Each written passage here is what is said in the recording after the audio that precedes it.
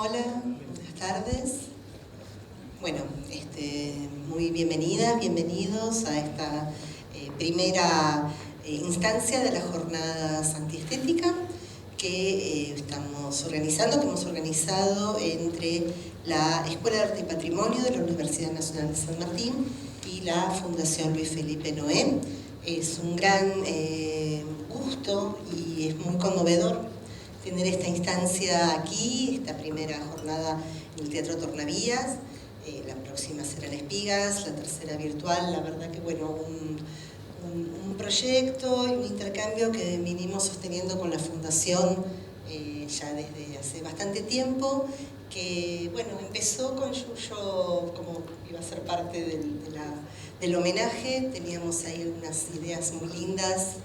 Habíamos pensado por ahí impulsar un doctorado honoris causa para Yuyo Noé de la UNSAM, que bueno, lamentablemente no se pudo concretar, pero es una gran alegría poder tener este espacio de encuentro, de intercambio en torno a muchas de las líneas que nos interesan a ambos espacios, ¿no? y a nuestro campo cultural.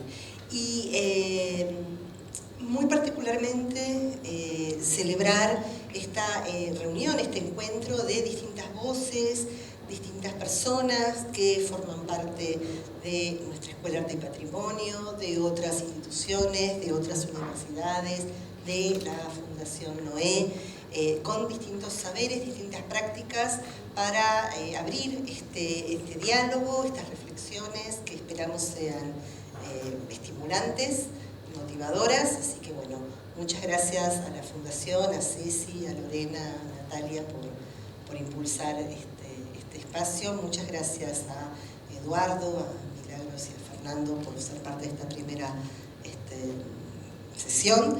Y le doy la palabra a Cecilia Ivanchevich, presidenta de la Fundación Noé. Muchas gracias. Gracias, Silvia. Sí. Bueno, continúo con los agradecimientos, pero no por nada, sino porque creo que son momentos en donde la colaboración es un valor muy especial que hay que cuidar muy detalladamente. Y en ese sentido, como bien mencionaba Silvia, arrancamos este proyecto ya en el 2024 y bueno, lo estamos pudiendo materializar este año. Agradecemos muy especialmente tanto a Silvia como a Viviana y a todo el equipo de la Escuela de Arte y Patrimonio de UNSAM, porque nos permiten continuar, digamos, con esta dinámica que impulsamos desde la Fundación y que parte también de un poco de este trabajo que venimos haciendo durante 6 años, digamos, junto a Noé, junto a su familia y junto a un gran equipo que va creciendo día a día.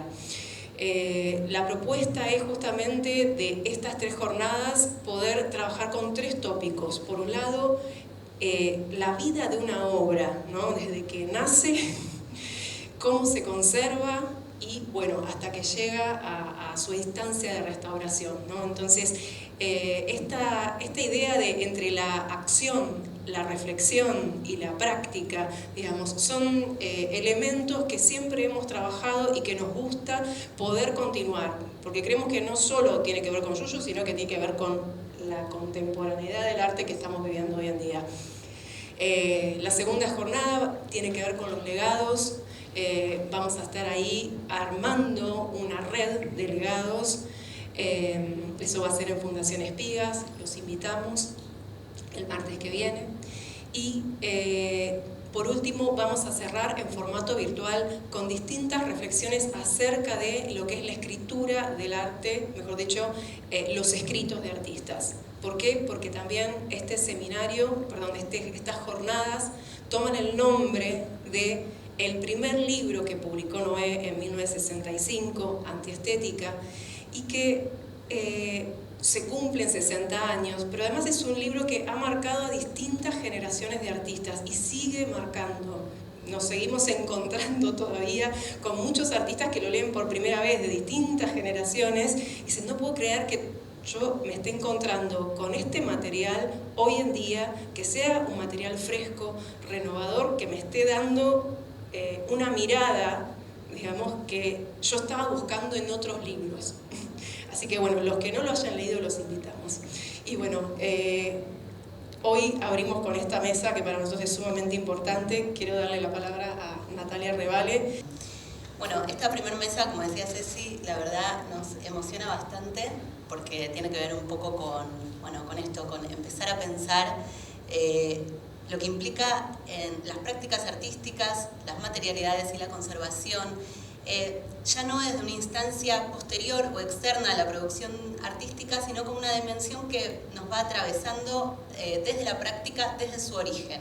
En realidad son muchas preguntas que nos vinimos haciendo durante estos años que tienen que ver con cómo hemos acompañado la producción artística de un artista como Luis Felipe Noé, y en ese sentido cómo poder conjugar lo que tiene que ver con no perder esa práctica desde el juego, ¿no? Desde esa instancia lúdica, pero también estar a la par pensando qué va a pasar con eso que estamos haciendo, ¿no? ¿Qué va a pasar con eso y qué está pasando con eso que el artista produce? Y para eso hay un montón de actores que son cada vez parte más fundamental. Entonces nos preguntamos, ¿qué pasa con la materia? ¿Qué pasa con el tiempo? ¿Qué pasa con las técnicas y con la permanencia de estas obras, ¿no?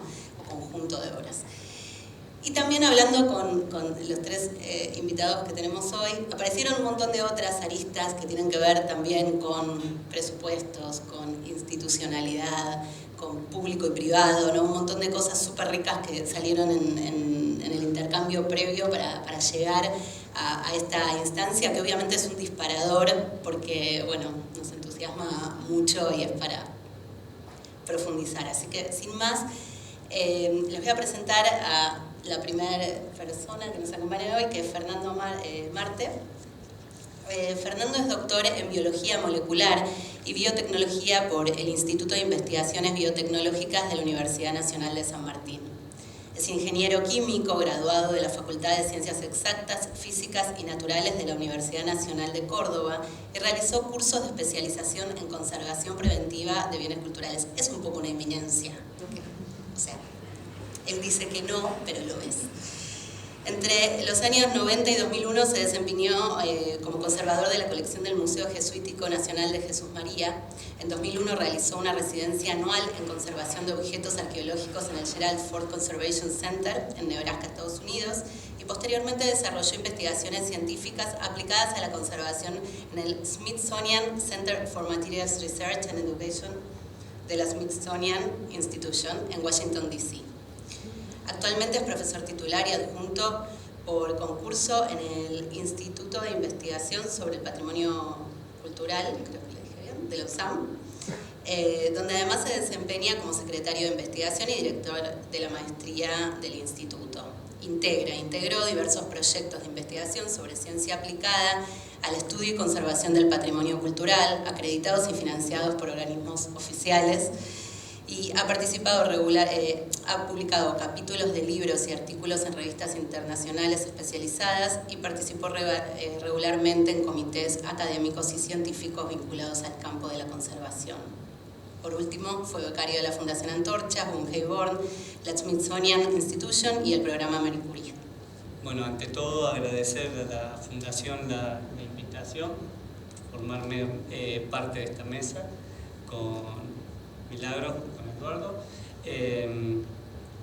a la Escuela de Arte y Patrimonio de la que formo parte no necesito agradecer, pero bueno, gracias también.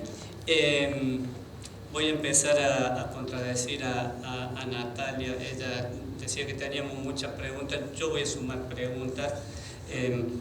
Y la primera es que comparto, no sé bien qué hago acá, porque vieron que yo vengo de biología molecular, ingeniería química, entonces cuando leía el nombre de la convocatoria, digo, lo único que encajo es en antiestético, ¿sí?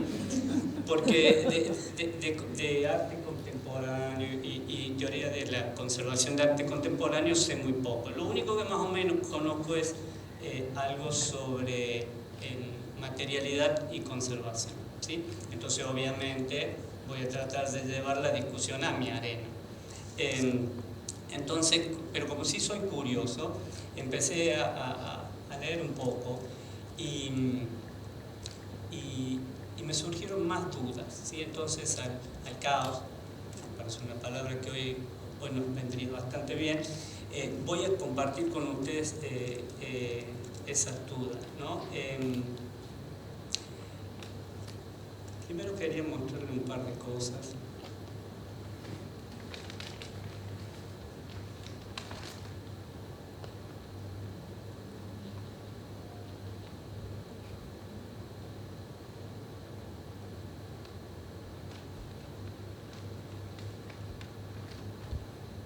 Esta es un poco más difícil. Esta se las hice más fácil.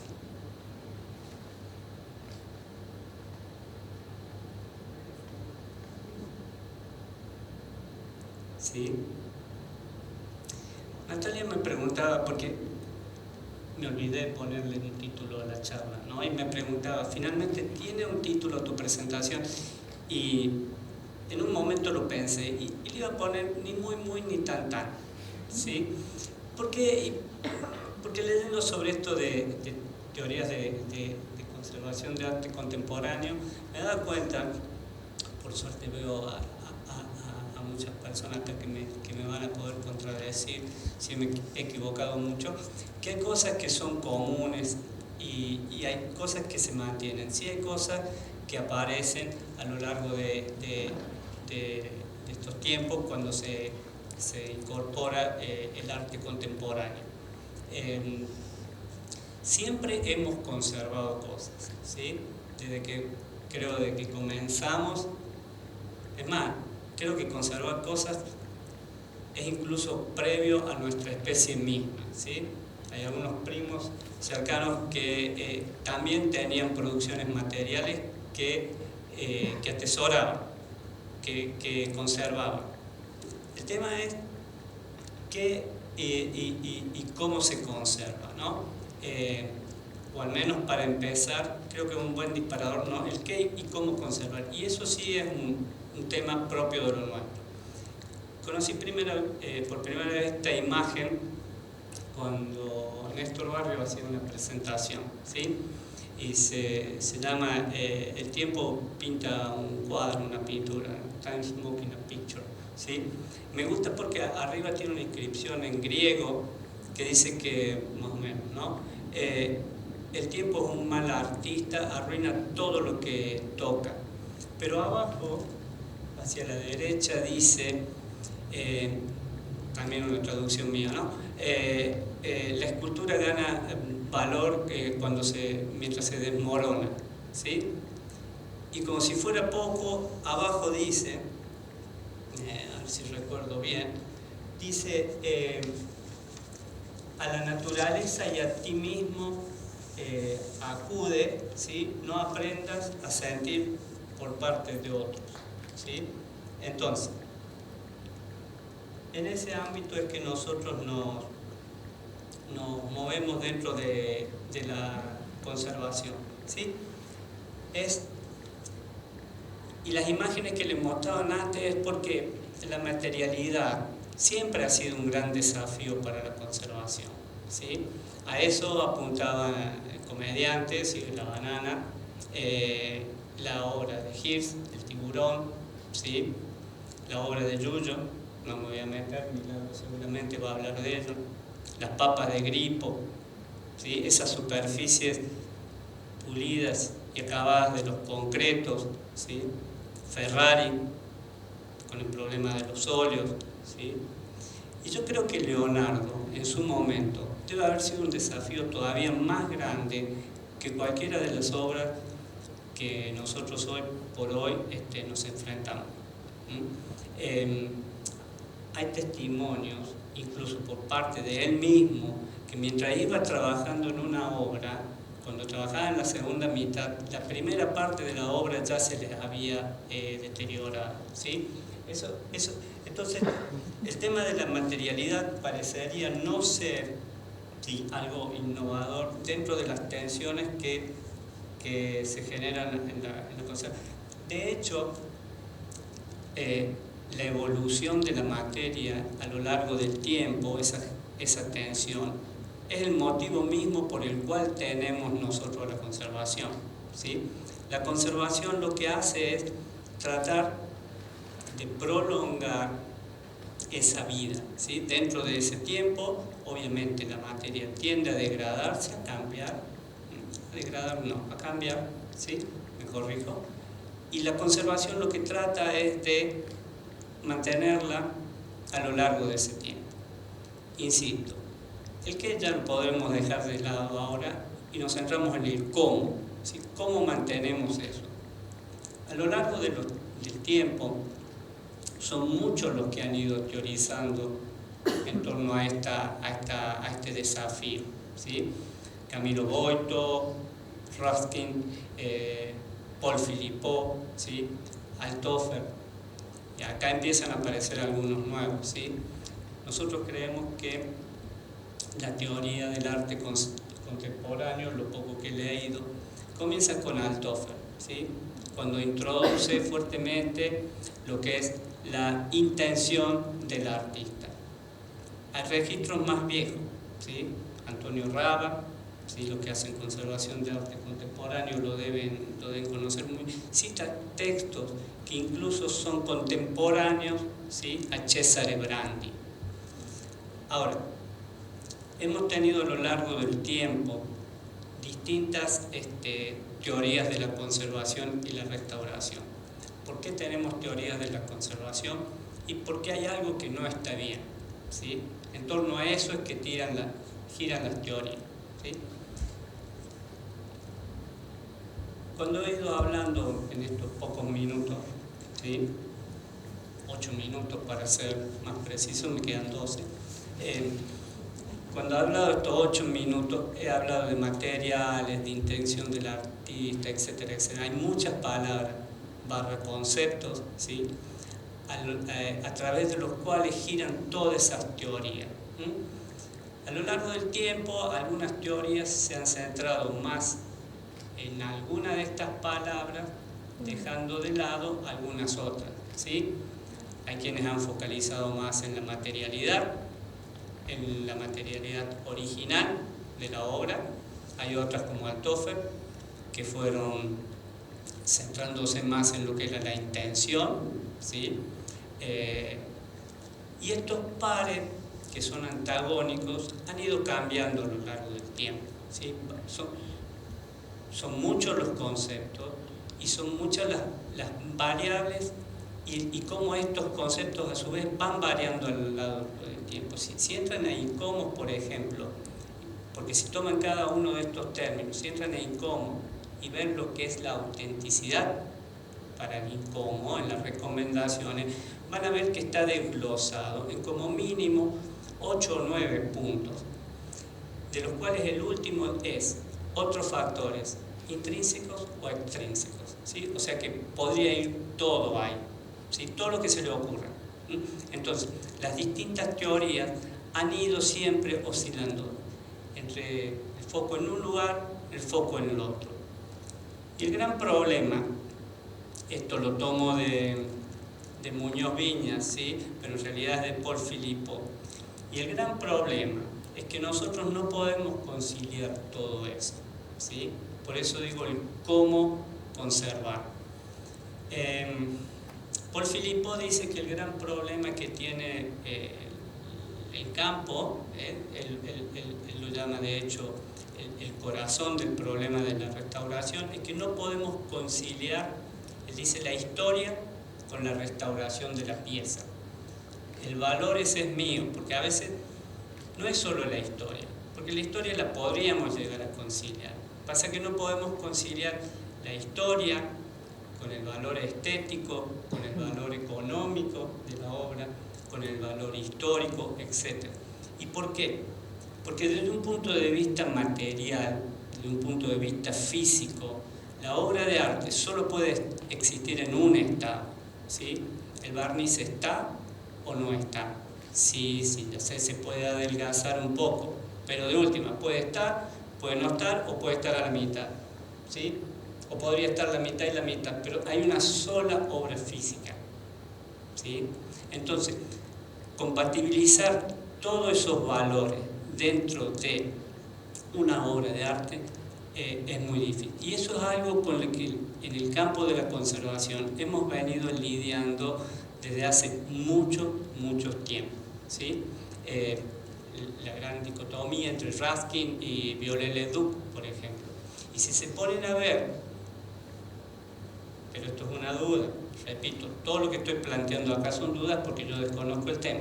Si se ponen a ver, me parece que entre Viollet-le-Duc y Raskin podríamos situar muchas de las discusiones que tenemos hoy en torno a la conservación del arte contemporáneo, ¿sí? Si es la ruina o si es lo que debería ser, ¿sí? Entonces, no hay mucho de eso, ¿sí? No hay mucho de nuevo en eso, en este sentido. Sin embargo, hay algunas cuestiones que comenzaron a cambiar en las teorías cuando algunos tipos de obras comenzaron a formar parte de los acervos culturales, ¿sí? De los museos, el arte cinético, el arte efímero, ¿sí? O el arte urbano, ¿sí? Y acá, muy al pasar, lo tiré, pero notaron que dejé de hablar de obra para hablar de acervo cultural, porque hay un proceso a través, no es lo mismo una obra de arte contemporáneo que una pieza de arte contemporáneo de un museo. Ha sufrido un proceso de patrimonialización, bien me salió, siempre me cuesta, ¿sí? Que cambia también la forma en la que nosotros nos acercamos a esa obra, ¿sí?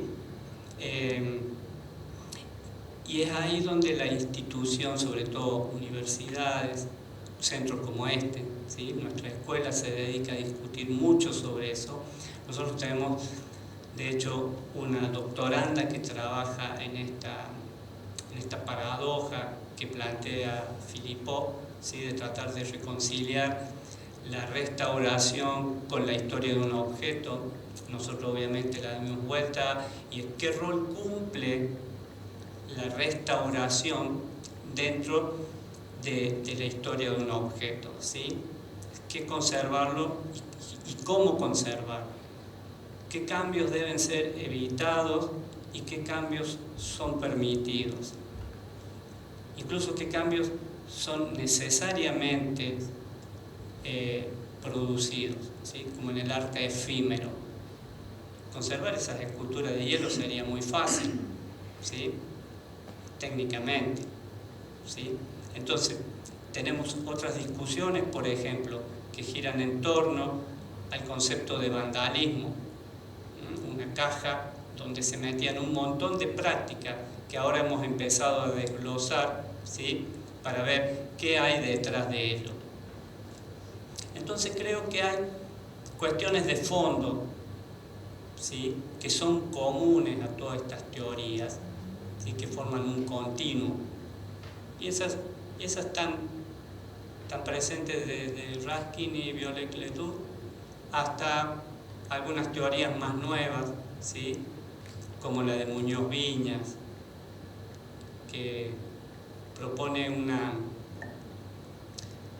revolución del sentido común, ¿sí? En la restauración, la conservación, cosa que me da mucho miedo.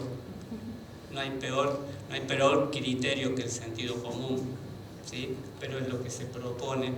Si yo les digo a ustedes si la Tierra es redonda o plana y los obligo a que me contesten con el sentido común, la respuesta sería clara, ¿no? ¿Sí? Entonces, pero no importa, hay cuestiones que son comunes a todas estas teorías. Sin embargo, hay cuestiones que son contextuales. Y en ese sentido, sí, el arte contemporáneo, nos ha planteado desafíos que hasta ahora no habíamos contemplado, ¿sí? La proximidad en el tiempo con quienes producen las obras de arte, ¿sí? Nos da el beneficio, trampa, de poder dialogar con los artistas, ¿sí? Primero, hay una cuestión y acá me meto en otro tema que no sé si me tendría que meter, nadie está obligado a declarar en su contra, siempre me lo repito y nunca hago caso. Hay otro tema, y es la velocidad en la que esas producciones pasan de obra de arte a patrimonio. Se han acortado mucho, ¿sí? Entonces quizás si esa velocidad hubiera sido la misma en el pasado, lo más probable es que también hubiéramos dialogado con los artistas. Cuestión número 1. Cuestión número 2. Cuando uno dialoga con el artista, esto creo que es de Heráclito, ¿no? Nadie se baña 2 veces en las mismas aguas. Cuando uno habla con el artista, no siempre obtiene la misma respuesta. Lo he visto en muchos casos, ¿sí? Cambiar de opinión, incluso Yuyo, ¿sí? A lo largo del tiempo van cambiando sus opiniones, ¿sí? Entonces eso es un poquito tramposo, es un poquito peligroso, ¿sí? Pero bueno, son cuestiones necesarias. Pero hay algo que me interesa más, y no es solo la velocidad en la que esos cambios se dan, sino que es a lo largo de esta historia que yo digo que tiene puntos en común. Se ha ido generando una maquinaria, me gusta llamarla, la maquinaria de la conservación y la restauración. Y una vez creada la bestia, hay que alimentarla, ¿sí? Entonces muchos de estos procesos también están siendo presionados por esa maquinaria.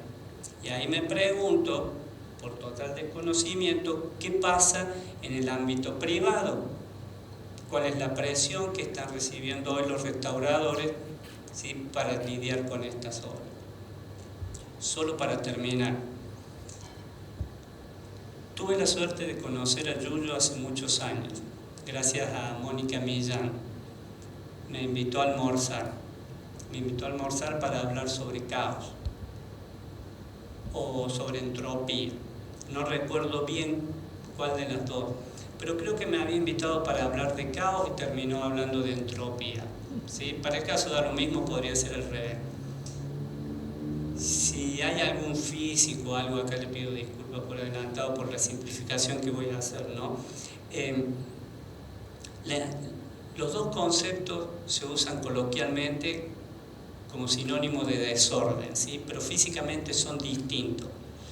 Los procesos caóticos son procesos que son muy sensibles a las condiciones iniciales muy distintas, pero en pequeños detalles pueden generar resultados distintos. En los sistemas caóticos la cuestión de la trayectoria está implícita, ¿sí? Mientras que la entropía es una función de estado, ¿sí? Entonces solo depende de estados iniciales y finales. Nada dice sobre la trayectoria, ¿sí? Es como un corte en un momento para medir el desorden, ¿sí? Entonces creo que sesgado por esa conversación con Yuyo y tratando de recordar cómo había sido, es que quise estructurar esta charla como lo hice, ¿sí? Hay algo que va una línea que va de fondo y hay cortes que uno va haciendo a lo largo del tiempo, ¿no? Muchas gracias.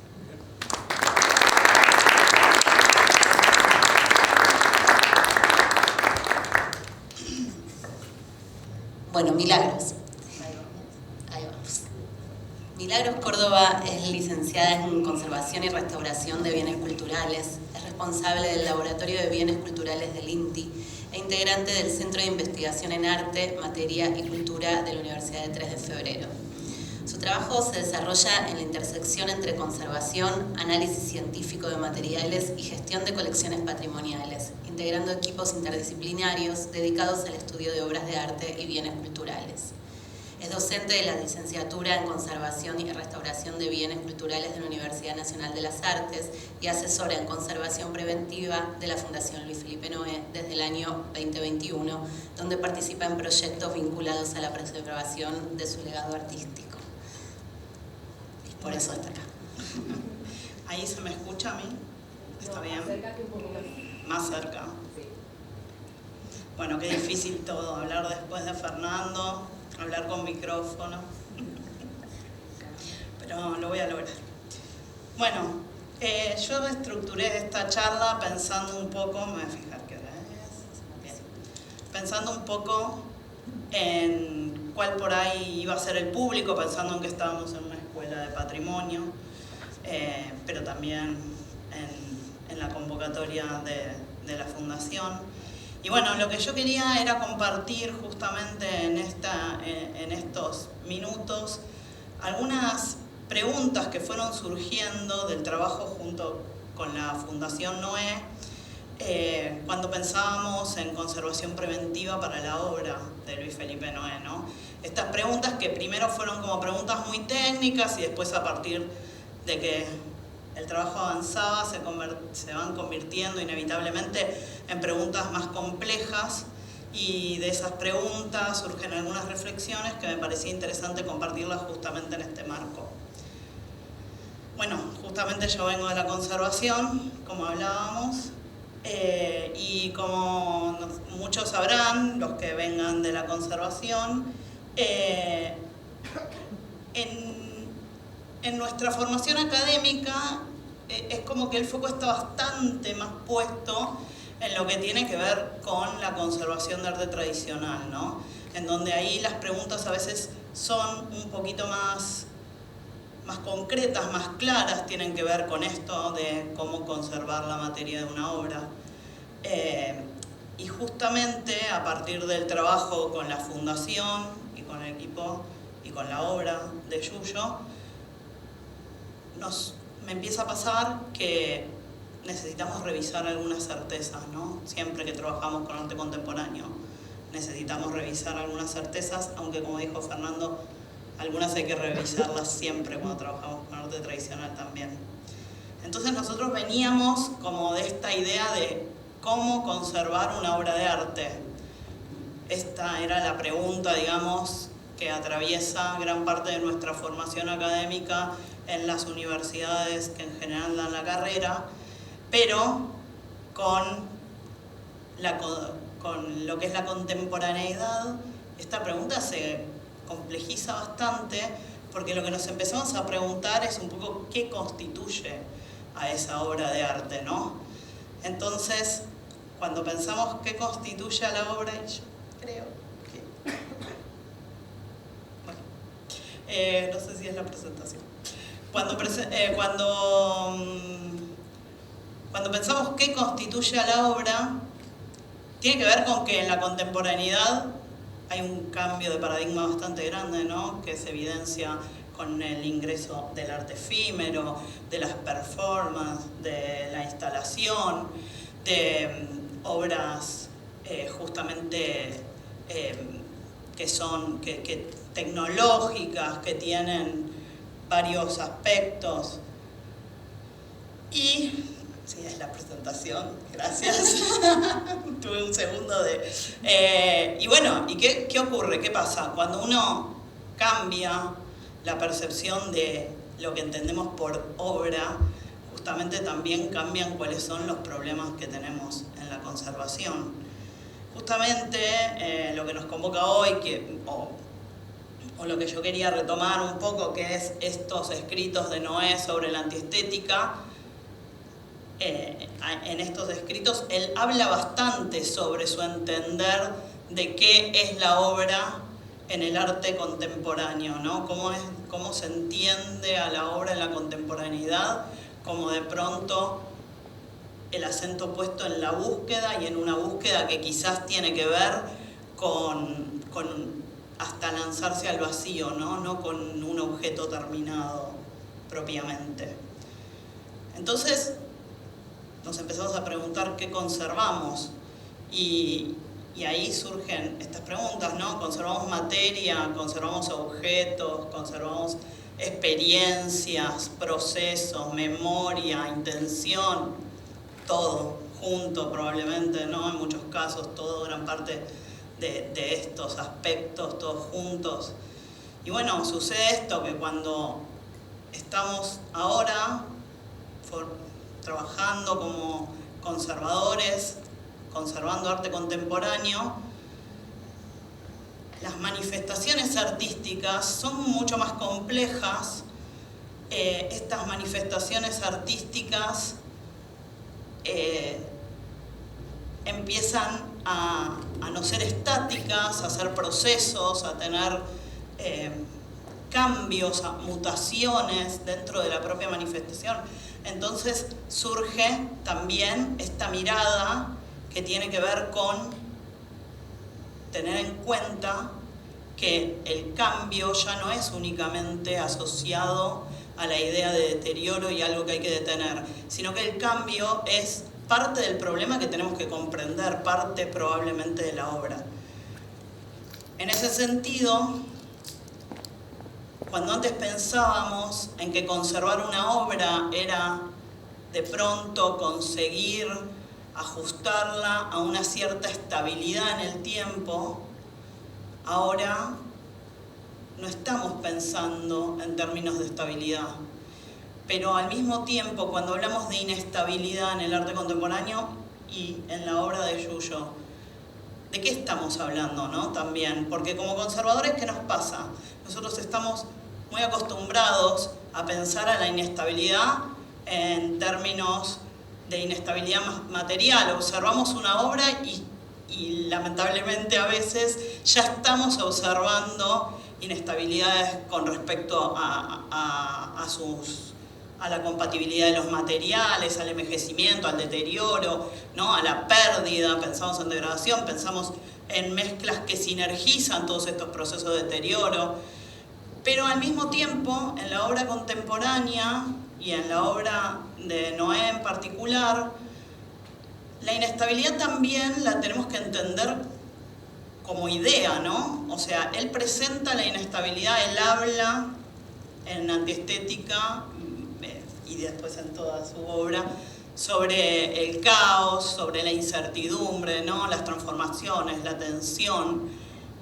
Y eso, entonces, pasa a ser, deja de ser un problema, pasa a ser una parte constitutiva de su obra, pasa a ser eje rector, no el único, pero uno de los ejes de su expresión. Entonces, justamente, cuando buscamos qué, que es la pregunta un poco que nos hacemos, ¿no? ¿Qué de esta manifestación artística, ya sea de esta experiencia, de esta materia, de este objeto, qué de esta manifestación artística encierra o contiene a la expresión de la búsqueda del artista?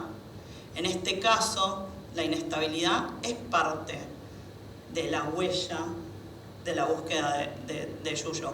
Entonces, ahí tenemos que tener como un especial cuidado. ¿Por qué digo un especial cuidado? Porque en general tendemos a asumir que la inestabilidad material y la inestabilidad en la idea tienen cierta equivalencia, pero no necesariamente la tienen. ¿A qué me refiero? Si pensamos, como decía antes, a la inestabilidad como una categoría de pensamiento, ¿no? O sea, me interesa que pensemos en la obra de Noé, la miremos, la observemos y veamos que justamente la inestabilidad acá no se trata de desorden, no es el rol que cumple, sino que es un gesto que ayuda a comunicar una idea que tiene que ver, como decíamos, con el caos, con la tensión, ¿no? Y si esto es un gesto propio del artista, es en sí algo que debe conservarse. Conservar la inestabilidad, bueno. Entonces, ¿qué es lo que digo que tenemos que tener un cuidado? Que nosotros a veces pensamos que quizás estamos frente a una paradoja cuando pensamos en... Yo voy a leer un pedacito muy chiquitito de algo que me parece interesante. A ver si lo encuentro la llave. Ahí está. Lentes. Les juro que es chiquito y denme un segundo.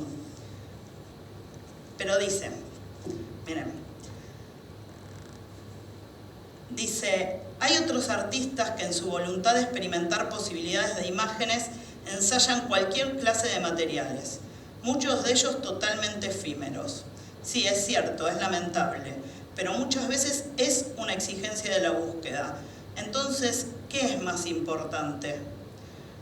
no es que crea que el artista debe descuidar su obra, no es esto, sino que entiendo que a veces que la descuide,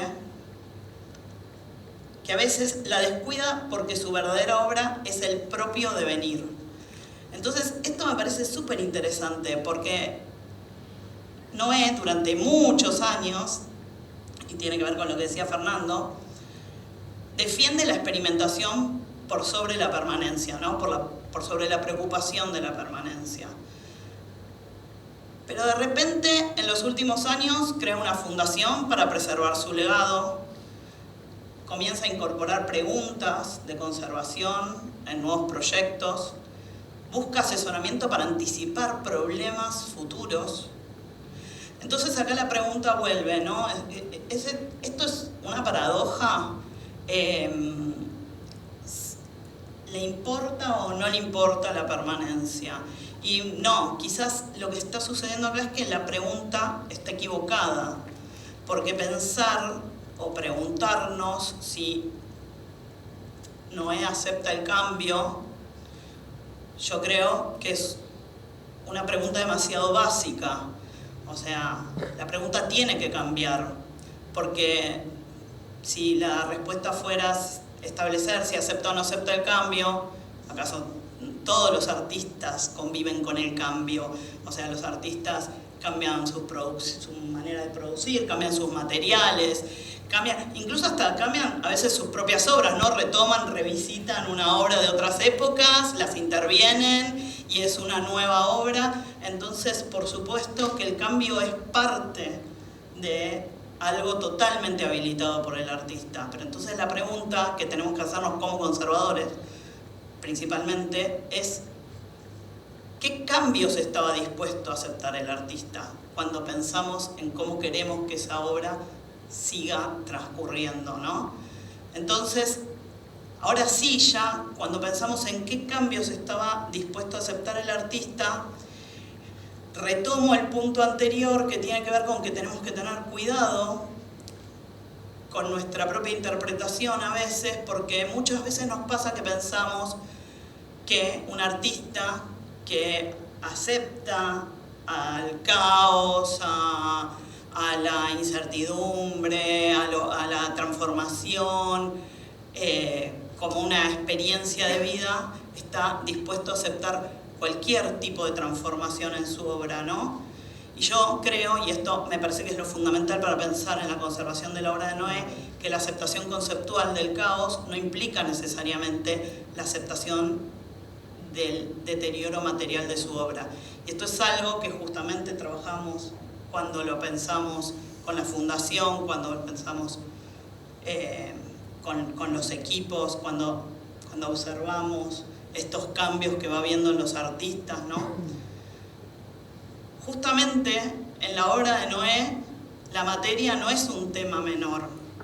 La materia, o sea, la obra de Noé es materia. La materia importa, la materia no es un soporte neutro que viene a validar una idea. La materia produce sentido, la materia comunica, la materia da identidad a esa obra. Y entonces, como justamente la materia importa, las decisiones materiales son sumamente importantes. Y ahí es donde viene lo más interesante que aprendemos como conservadores cuando trabajamos con los artistas y con los entornos de los artistas, ¿no? Porque todas estas discusiones que deben darse en relación a la conservación de la obra no surgen cuando aparece el deterioro. Tienen que surgir mucho antes, surgen justamente desde los talleres, surgen desde el diálogo, desde la toma de decisiones de los materiales que se van a utilizar, desde cómo se va a almacenar una obra, cómo se va a trasladar, pensar si esa obra que se va a ejecutar va a tener partes que pueden reemplazarse, si esos insumos hay que anticiparlos, pensar cómo va a ser la tolerancia al cambio en esa obra, cuál va a ser, qué cosas pueden cambiar y cuáles no sería lo mejor. Entonces también otra cosa muy importante que aprendemos cuando trabajamos con los artistas y con sus entornos, tiene que ver con que nadie toma estas decisiones en total soledad, ¿no? Estas decisiones son producto de diálogos. Entonces, quería decir que muchas de estas decisiones que se van tomando al momento de la producción de la obra son las que van a afectar su futuro. Y que entonces es muy importante construir, sobre todo pensándolo desde la conservación preventiva. O sea, me interesa pensar a la conservación preventiva no como algo que solo trabaja sobre el hecho consumado y su entorno, sino como un sistema de pensamiento que trabaja principalmente construyendo diálogos, construyendo conversaciones, ¿no? Pensándola en red, pensándola en negociación. Entonces, ¿de dónde comienzan todas esas conversaciones, esos diálogos? Y necesitamos artistas conversando con conservadores, curadores con investigadores, instituciones con coleccionistas. En definitiva, lo importante es pensar cómo construimos ese diálogo entre quienes producen la obra y quienes en el futuro van a tener que, digamos, conservar esa obra o tratar de darle la mayor longevidad posible a esa obra. En ese sentido, esto que decía antes, nosotros siempre pensamos como conservadores, y pensando en conservación preventiva, que la conservación preventiva nunca aparece cuando aparece el deterioro. Esto no es propio de la conservación de arte contemporáneo, es de la conservación preventiva en general. Siempre aparece cuando se toman las decisiones, ¿no? Cuando se toman las decisiones dispositivas, de guardar en una reserva.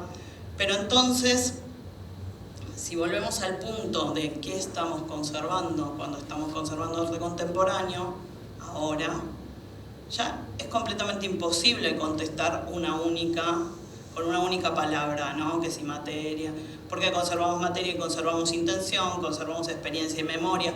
Y en definitiva, lo que sí a mí me gusta pensar del pensamiento de Muñoz Viñas es que quizás es un poco utópico, pero la idea sería que la conservación preventiva permita que en el futuro, cuando alguien se encuentre con esta obra, pueda comprenderla en los términos de la búsqueda del artista, ¿no? Pueda ser capaz de tender ese lazo con la expresión de aquello que el artista quiso comunicar. Es un poco complejo, pero ahí vamos. Entonces, para ir cerrando, como dijo Fernando, y es así tal cual, lo más interesante de trabajar con artistas de nuestra era, y Noé es como un exponente en el que confluyen todos los ejemplos de las cosas que queremos representar, es que no solo las obras de arte cambian cuando pasa el tiempo, cambian los artistas, por supuesto, cambian su relación con la obra, porque sin duda no es lo mismo los intereses o las necesidades que tiene un artista emergente que un artista con una larga trayectoria, un artista en sus inicios, que un artista en el ocaso de su vida, si se quiere, por ahí un poco dramático, pero no son las mismas búsquedas que tienen. Entonces también eso no necesariamente está mal. Toda la información que se va construyendo a lo largo de esos intercambios es válida para pensar después en su producción, porque eso lo dice también, muy interesante, hay que leer el libro que está buenísimo, lo dice también muy interesante, es como si uno quisiera entender la obra de un artista como si fuera una huella para entender el caminar de una persona. En la huella no está toda la información que hay en el caminar, solo algunos aspectos, pero es interesante pensar en toda su trayectoria y sumar todas estas diferentes informaciones que uno va colectando para tratar de comprender la esencia. Entonces quizás el desafío de la conservación contemporánea tal cual decía Fernando, no consiste en decidir entre materia y concepto, que es un poco limitado y un poco binario, sino que consiste en comprender cuáles son las transformaciones que permiten que una obra siga comunicando esa esencia, ¿no? ¿Cuáles son las transformaciones que puede tener una obra que permitan que siga siendo ella y que no se convierta en otra cosa? Y una vez que las comprendemos, tratar de gestionarlas, que por ahí es la parte más difícil. Así que quizás en el futuro, pienso, la conservación no consista únicamente en esto de intervenir en entornos de obras existentes, que es muy importante, por supuesto, y lo tenemos clarísimo, pero me interesa pensar también cuánto tiene para aportar la conservación preventiva en las conversaciones, en poder participar de estas conversaciones que van a hacer posible la obra. Nada, muchas gracias.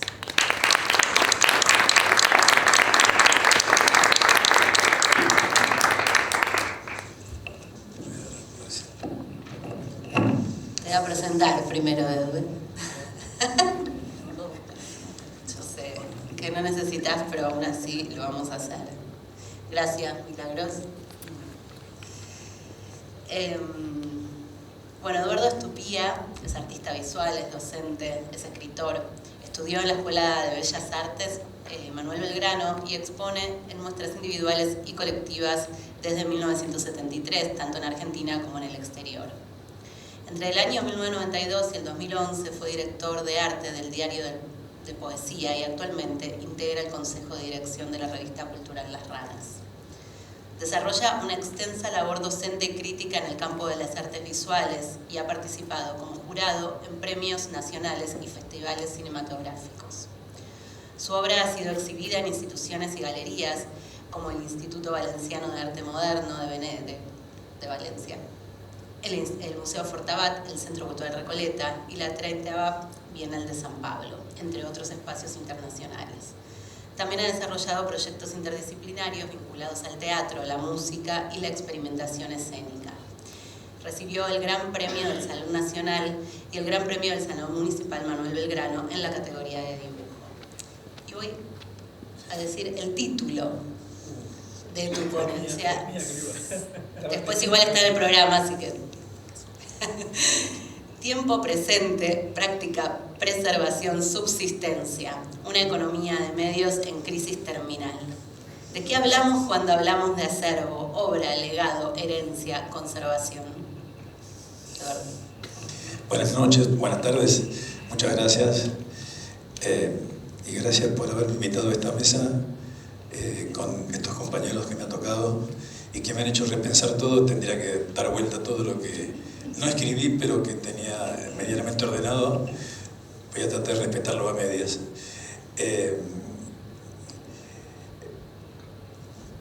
Cuando me invitaron a esta mesa, me mandaste a ti unas 5 preguntas.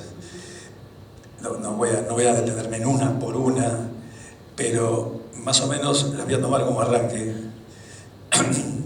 La primera decía, ¿cómo aparece la dimensión material dentro de tu práctica artística y qué lugar ocupa el tiempo en esa construcción?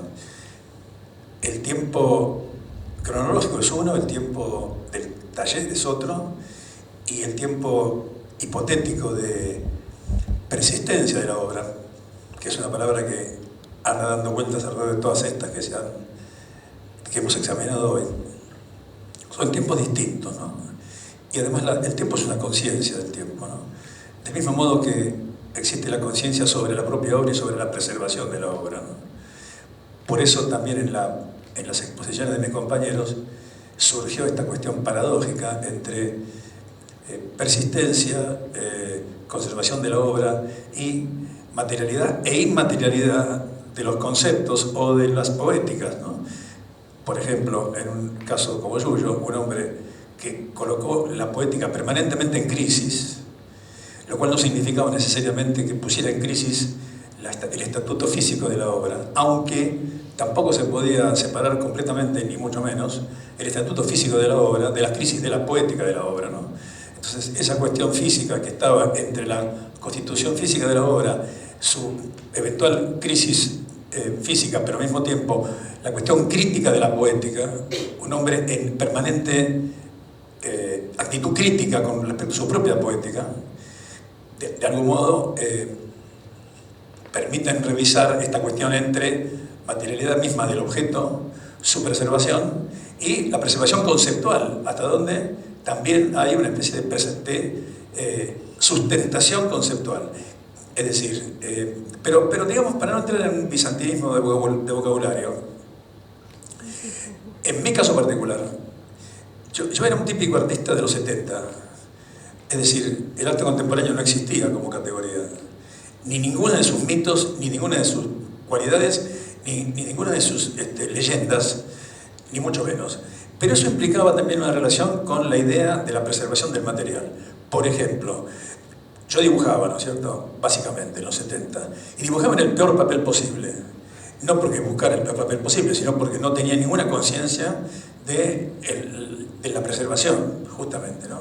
Sin embargo, en mi imaginario, aunque sea modesto, no pensaba que los dibujos fueran efímeros. Es decir, no pensaba de ningún modo que los estaba haciendo en un material que iba a comprometer su subsistencia, más allá de las cualidades poéticas que tuviera, ¿no? Y además yo era un dibujante tradicional en el sentido de que trabajaba con tinta y plumín, y una tinta muy mala, la tinta Pelican escolar, que después descubrí que era una tinta que se desgastaba con el tiempo, con la luz del sol. Lo descubrí tarde, pero no del todo, porque no desaparecieron del todo los dibujos. Pero mucho después, cuando en la década del 2000, hice una retrospectiva grande en la sala Cronopios y pedí a coleccionistas que me habían comprado obra en los 70 y en los 80 que me prestaran algunos dibujos, cosa que hicieron. Yo les ofrecí como gesto de retribución pagarles la restauración, porque efectivamente cuando recibí los dibujos, que estaban muchos de ellos enmarcados, y no habían sido nunca desembarcados desde los 70 hasta el 2000, vi que estaban llenos de hongos, muchos de ellos, o el papel amarillento. Yo ya sabía que yo dibujaba sobre papeles malos, pero nunca como cuando los recibí, me di cuenta de esta relación entre la degradación del material y el valor de preservación y el valor de la herencia de la obra, dado que la obra es un estado físico siempre. Después podemos hablar de las nuevas contemporaneidades y de los estadios físicos de las obras que son instalativas, participativas, inmersivas, ¿no? Pero mientras tanto, resulta que recibo esta obra y se la llevo a una restauradora llamada Ana Garibotti. La cito porque era una persona, no sé si sigue trabajando, era una persona muy impresionante como aspecto. Hay toda una situación, como vos me vas a permitir esta idea, me van a permitir, hay una especie de fábula milagrosa acerca del restaurador. El restaurador le puede al tiempo. Hay una especie de idea de que el tiempo está puesto en ese papel deteriorado y que el restaurador lo sumerge, de hecho esta mujer así lo hacía, lo sumerge en algunas mágicas cubetas y el papel queda como cuando lo hicimos. Es decir, el papel perdió los hongos y recuperó el tiempo. Yo tuve esa sensación cuando recibo los dibujos ya restaurados de Ana Garibotti, ¿no? Ahora, quiere decir que yo no era consciente hasta ese momento. No era consciente del deterioro, no era consciente de que la preservación es física, no solamente voluntaria, de que ojalá se preserve porque son buenos. No, eso, vaya uno a saber. El problema es que se preserve el soporte donde están hechos, ¿no es cierto? Bueno, ahora yo tuve de golpe esa conciencia. Ahora, la segunda pregunta de Nati, ¿existe una idea de permanencia o conservación mientras producís o aparece recién cuando la obra sale del taller? Ahora sí, pero no sé hasta dónde ni tampoco cuánto, porque, y acá ingreso el tema central, que para mí es la cuestión de la economía de medios, no sé hasta dónde la exigencia de una economía de medios suficientemente sólida como para garantizar la preservación, está por encima de la instantánea situación de producir la obra. Es decir, si yo, por cuestiones de economía de medios, compro una determinada cantidad de telas en cantidad, porque me conviene, no pregunto cómo están preparadas.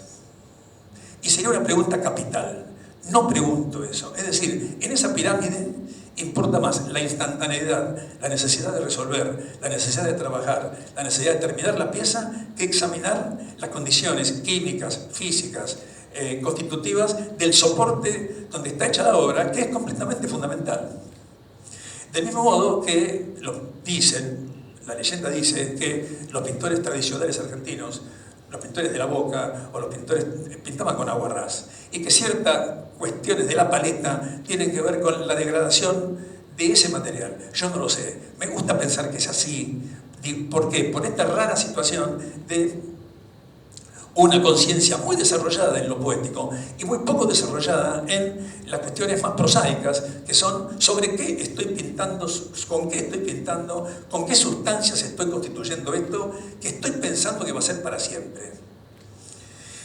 Otra pregunta de Natalia. En un contexto donde muchas prácticas incorporan procesos, fragilidad o transformación, ¿qué aspectos consideras imprescindibles de preservar? Yo tengo esta sensación y perdónenme si me meto en terrenos que no manejo. Yo creo que, como dice el refrán, todas las cosas tienden a persistir en su ser. Toda obra tiende a ser eterna, aunque sepamos que no lo va a ser. Hay una especie de metafísica, si se quiere, o de hipótesis de permanencia, no digo eterna, pero de la mayor perennidad posible de la obra, ¿no? Entonces, pero ¿cómo se manejan la cuestión de la preservación? Por lo pronto, si yo digo obra, ¿a qué me estoy refiriendo? Es muy distinta la idea de obra cuando uno empieza, porque uno tiene la idea de obra que es más bien una idea volitiva, imaginaria, que algo palpable, de cuando pasaron 20 años y uno tiene ya obra que se ha acumulado físicamente. Y esa acumulación implica palabras muy cercanas como conservación, almacenamiento y preservación. El almacenamiento es completamente capital y completamente catastrófico, tan catastrófico como la falta de preservación, si uno no tiene la economía de medios suficiente para poderlo almacenar. Ni siquiera digo conservar, ni siquiera digo preservar, que seguramente es tarea técnica. Ahora, la acumulación o el almacenamiento es completamente del individuo, lo cual aparece, lo que es obvio, la cuestión de las instituciones y de los artistas individuales. La institución y el individuo, ¿no? Y el tema de los presupuestos, que es completamente capital. Mis compañeros de mesa usufructúan o padecen presupuestos porque trabajan en instituciones. Quiere decir que todo lo que dijeron hoy también está sometido a la mayor o menor fluidez o generosidad o escasez, sí, efectivamente, básicamente escasez de los presupuestos. Ni hablemos en el caso del artista individual, que no tiene, ni tiene por qué tenerlo, un cobijo, entre comillas, ni siquiera tiene la escasez institucional, tiene la escasez de él o de ella, digamos, ¿no? Ahora, ¿cómo hace ese artista? Y no lo digo porque el artista tenga una mayor jerarquía crítica en esto, las instituciones están en el mismo tipo de dilema. ¿Cómo hace ese artista para preocuparse simultáneamente de el espacio, el almacenamiento, la preservación, la conservación y la sustentación física de eso que fue acumulándose durante 10, 20, 30 años? Conozco artistas que tienen 2.000 cuadros. No saben a quién se los van a donar o entregar cuando mueran, y no saben qué hacer ahora con los 2.000 cuadros. Y no tiene nada que ver, no quiero ni entrar en las ponderaciones habitualmente catastróficas que hablan de que acá no hay mercado y todas esas cuestiones que parecerían anhelar una utopía sin darnos cuenta que lo que tenemos es lo que es y que así son las cosas, ¿no? Quiere decir que no hay ni siquiera hablo del mercado cuando digo ¿qué hacemos con el estatuto físico de lo que tenemos en el estudio o donde tengamos el estudio? ¿Cómo hacemos? Hacemos como algunos compañeros míos de los 70 que tienen toda su obra, y hablo de pintores muy desarrollados y muy notorios, tienen toda su obra en rollitos porque no la pueden tener en bastidores. ¿Cómo se conserva una obra en rollos? ¿Cómo se conserva después de 10 años una pintura al óleo enrollada sin desenrollar? No lo sabemos. Ustedes lo saben y seguramente la respuesta es una respuesta muy poco feliz, digamos, ¿no? Entonces, me parece que el ser un poco, no quiero ser crudo ni demasiado pesimista, pero digo, las grandes palabras se chocan con las realidades de todos los días, ¿no? Entonces, la muy saludable idea de preservación, la muy saludable idea de conservación, la muy saludable e imprescindible idea de como dije antes, de almacenamiento, se chocan muy fuertemente con realidades muy concretas que transforman la práctica de todas esas partes, ya sea en el individuo como en la institución, ¿no? Ahora, y además está el arte contemporáneo, como si esto fuera poco, que implica, como ustedes dijeron antes, hipótesis de no solo cómo conservar, qué se conserva. Por ejemplo, Amalia Moedo compró, si no leí mal, la obra de Dubil en la Bienal de Venecia. ¿Qué compró Amalia Moedo? La obra de Dubil, como hemos visto en las fotos, es sal y carbón, o algo parecido. Un dibujo en el espacio, digamos, en el espacio del pabellón, con una base blanca de la sal, sobre la cual, con carbón, se dibujaban trazos. Es una enorme perspectiva. Presumiblemente, Amoedo compró el documento y no compró 3 bolsas de carbón ni 3 bolsas de sal. Compró el documento, quiere decir que ahí no hay un problema de preservación, hay un problema de sustentación de la obra en el nuevo escenario donde esa obra se vuelve a reproducir según las condiciones que dice el documento. Entonces, ahí se disuelve el problema de la materialidad, pero surge el problema de la sustentación conceptual. Se sustenta la obra conceptualmente al perder el estatuto físico y al suceder que el estatuto físico va a ser según el nuevo espacio hipotético. Esto no quiero establecer con esto una especie de folclórica moral al paso, para nada. Me pregunto cómo son las condiciones. Otro ejemplo, 2, perdónenme. 1, en algún momento siendo jurado del Banco Nación, del Premio Banco Nación, esto pasó en la misma jornada, increíblemente. Marina de Caro presenta una obra que consistía en segmentos de elementos tejidos, muy en su estilo. Y la obra se proponía distribuida en el muro, en un muro que no estaba en la obra, estaba en el proyecto de la obra, pero estaban las partes que iban en ese muro. Muy discretamente, alguien que estaba cerca del jurado y pertenecía al staff de la parte artística del banco, muy sutilmente dijo, bueno, es muy complicada ese tipo de obra para incorporarla a una hipotética colección o para ingresarla, en fin, y todo quedó flotando, ¿no? Creo que la obra fue ingresada, pero fue ingresada con esa especie de paréntesis, ¿qué hacemos con esto? En esa misma jornada, en un paseo o en un momento de relax o de break para tomar algo, nos llevan a un lugar de almacenamiento. ¿Y qué descubrimos en el lugar de almacenamiento? Descubrimos la obra de Macchi, de Jorge Macchi, que había ganado el primer concurso de premio Banco Nación, y que era aquella obra que ustedes recordarán, que era un paralelepípedo negro de madera con un cartelito en chapa arriba que decía pica, pica, bajada cordón, ironizando sobre las chapitas que aparecen en los árboles y los carteles de las grandes construcciones. Estaba tirado el paralelepípedo a un costado y la chapita en otro lado. Es decir, la obra premiada había estado, no descuidada, no había podido ser leída por la institución que había premiado, según las condiciones de preservación, conservación y perennidad, y estamos hablando de una obra cotizada, es decir, que había sido comprada por el premio, ¿no es cierto? Entonces, el arte contemporáneo me parece que no solo pone en crisis, en todo caso, la cuestión de los lenguajes, como ya sabemos, pone en crisis las nociones, estas relaciones entre institución, economía, materialidad y la sustentación de piezas que por sí mismas ya se escapan a toda categorización, ¿no? Y con esto no quiero tampoco sobrevaluarlas ni subvaluarlas tampoco, ¿no? Escapan a toda, en cierto sentido, a toda categorización. Vos mostrabas la manada de Catelán, ¿no? Perdón. La manada de Catelán se pudre. Digo, ¿cómo no se va a pudrir? Se pudre. Catelán sabe que se pudre la banana.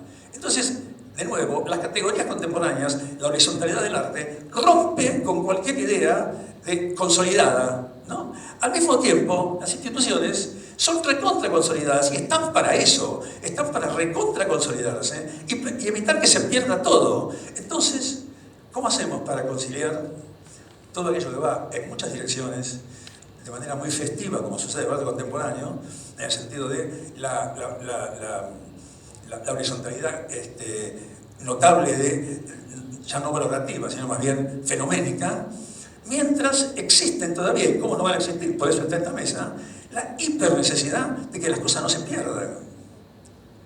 ¿No? Digamos, nada. Y para terminar, yo cuando me invitaron, dice una cosa más, dice, en relación a tu experiencia junto a Noé en el proyecto, me arruinaste el dibujo, cómo influyeron las materialidades a la hora de pensar la producción conjunta.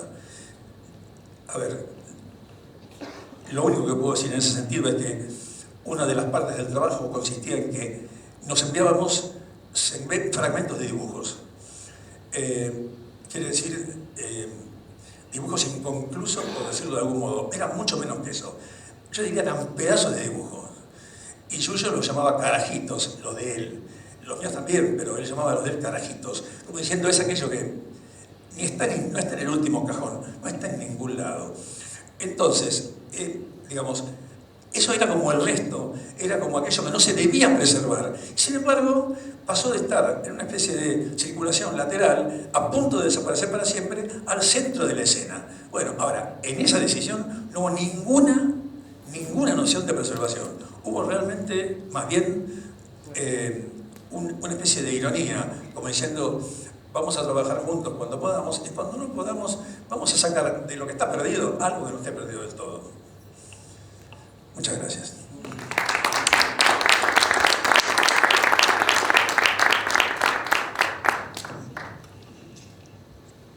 Bueno,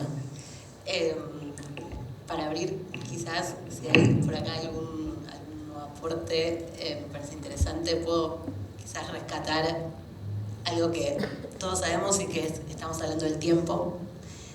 Fernando habló de un tiempo que nos corre y habló de un tiempo dentro de la institución que nos corre. Casi lo sentí como si hubiese algo que viene demasiado rápido y está atrás en una institución que está buscando.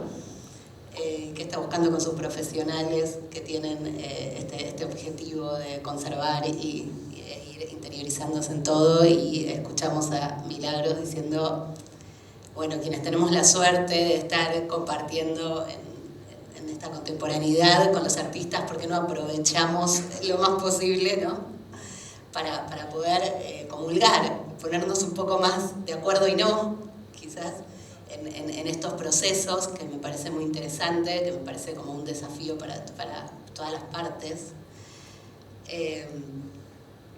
Y Eduardo, que obviamente poniendo más pies en la tierra, y también me gusta, bueno, la realidad concreta, ¿no? La realidad concreta que también nos va pasando un poco por encima, pero que también nos va corriendo, inclusive de cuál es esa pregunta de qué es lo que queremos conservar, y de esos otros desafíos posteriores, ¿no? Que es la sustentabilidad de una obra. ¿Cuánto, cómo, quién se hace cargo de esa permanencia en el tiempo cuando hay algo que es inmaterial, no hay que conservar? Me parece como, bueno, 3 planteos muy interesantes. Les abro, si alguno quiere hacer un nuevo aporte o reflexión. Me olvidé de la cotización. Total. Perdón, no quiero volver a retomar la Me olvidé de la cotización. La cuestión de la preservación en cuanto a cotización. Es decir, nadie piensa en términos de cotización, nadie piensa que la obra cuya cotización concibe haya sufrido un deterioro. Es como mágico, ¿no? Es como si esa obra estuviera a perpetuidad, ¿no es cierto? Y si, no lo sabemos a eso, ¿no? Pero se supone que todo aquello que se ofrece a un intercambio de mercado no está deteriorado. No lo sabemos. No lo sabemos. No tenemos ninguna garantía, excepto algún papel que acompaña a la autoría, en todo caso. No tenemos ninguna garantía acerca de si una pintura de la cámara perdió el color, o, digo, por decir, ¿no? O alguna pintura de algún autor del cual hayan pasado 50, 60, 70 años. A esa cotización le corresponde una verdadera preservación de la pieza. No lo sabemos. Más aún, creo que los propios coleccionistas, a veces cuando compran, tampoco piensan en eso.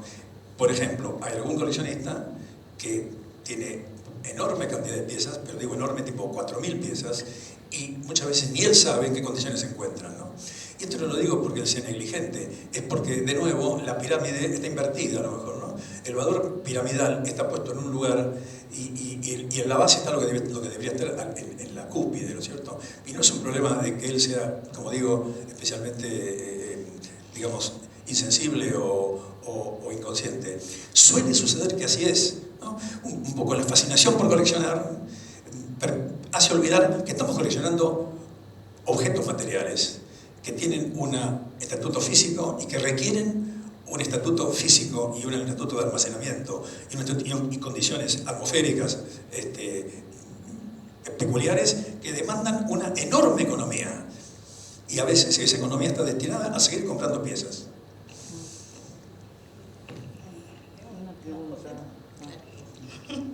Bueno, algunos pensamientos que surgieron y que también algunos tenía pensados decir en la charla y se me pasaron, que tienen que ver con esta... O sea, es inabarcable la idea de conservación de arte contemporáneo, como es inabarcable el arte contemporáneo pensarlo como una única categoría o lo que fuera.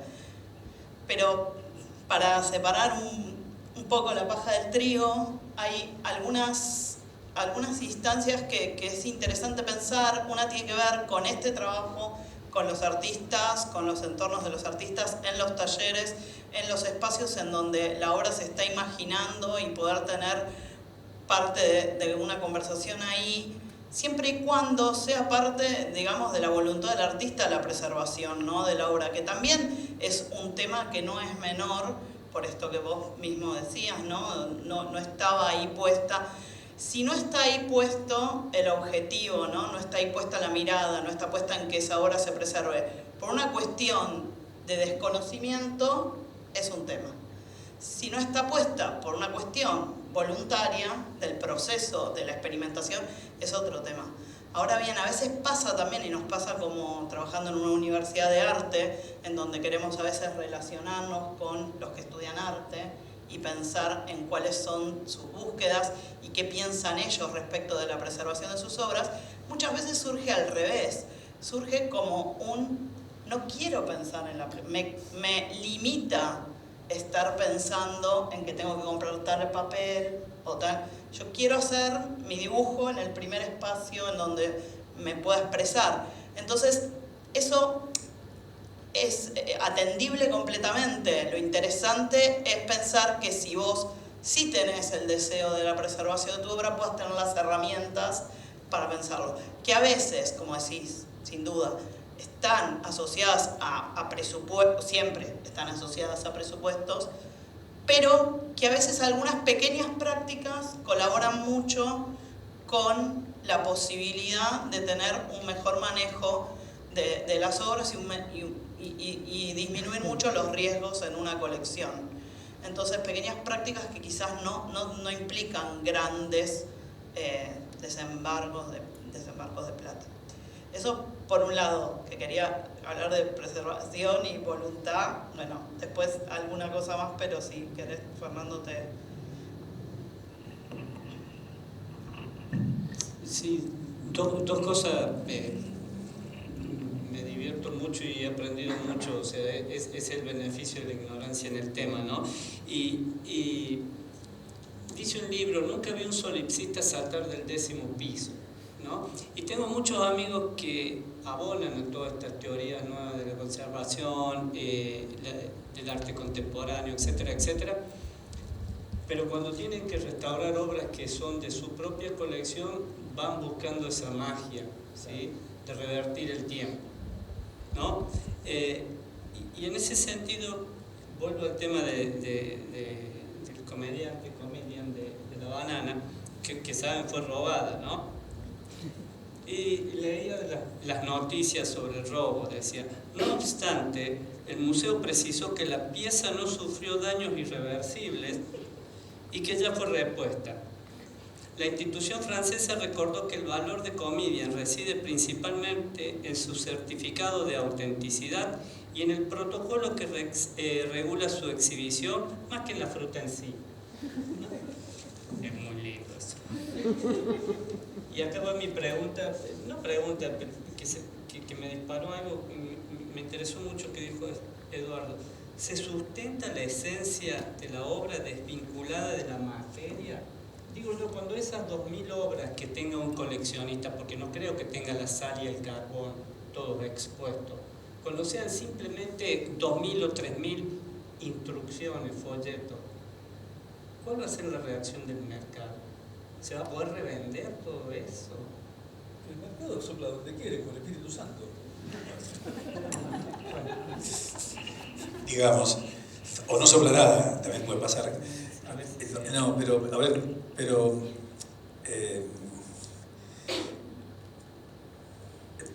supongamos que buena parte del arte contemporáneo, esto no lo sé, pero supongamos que es un protocolo, y ese protocolo se reproduce según determinadas normativas, ¿no?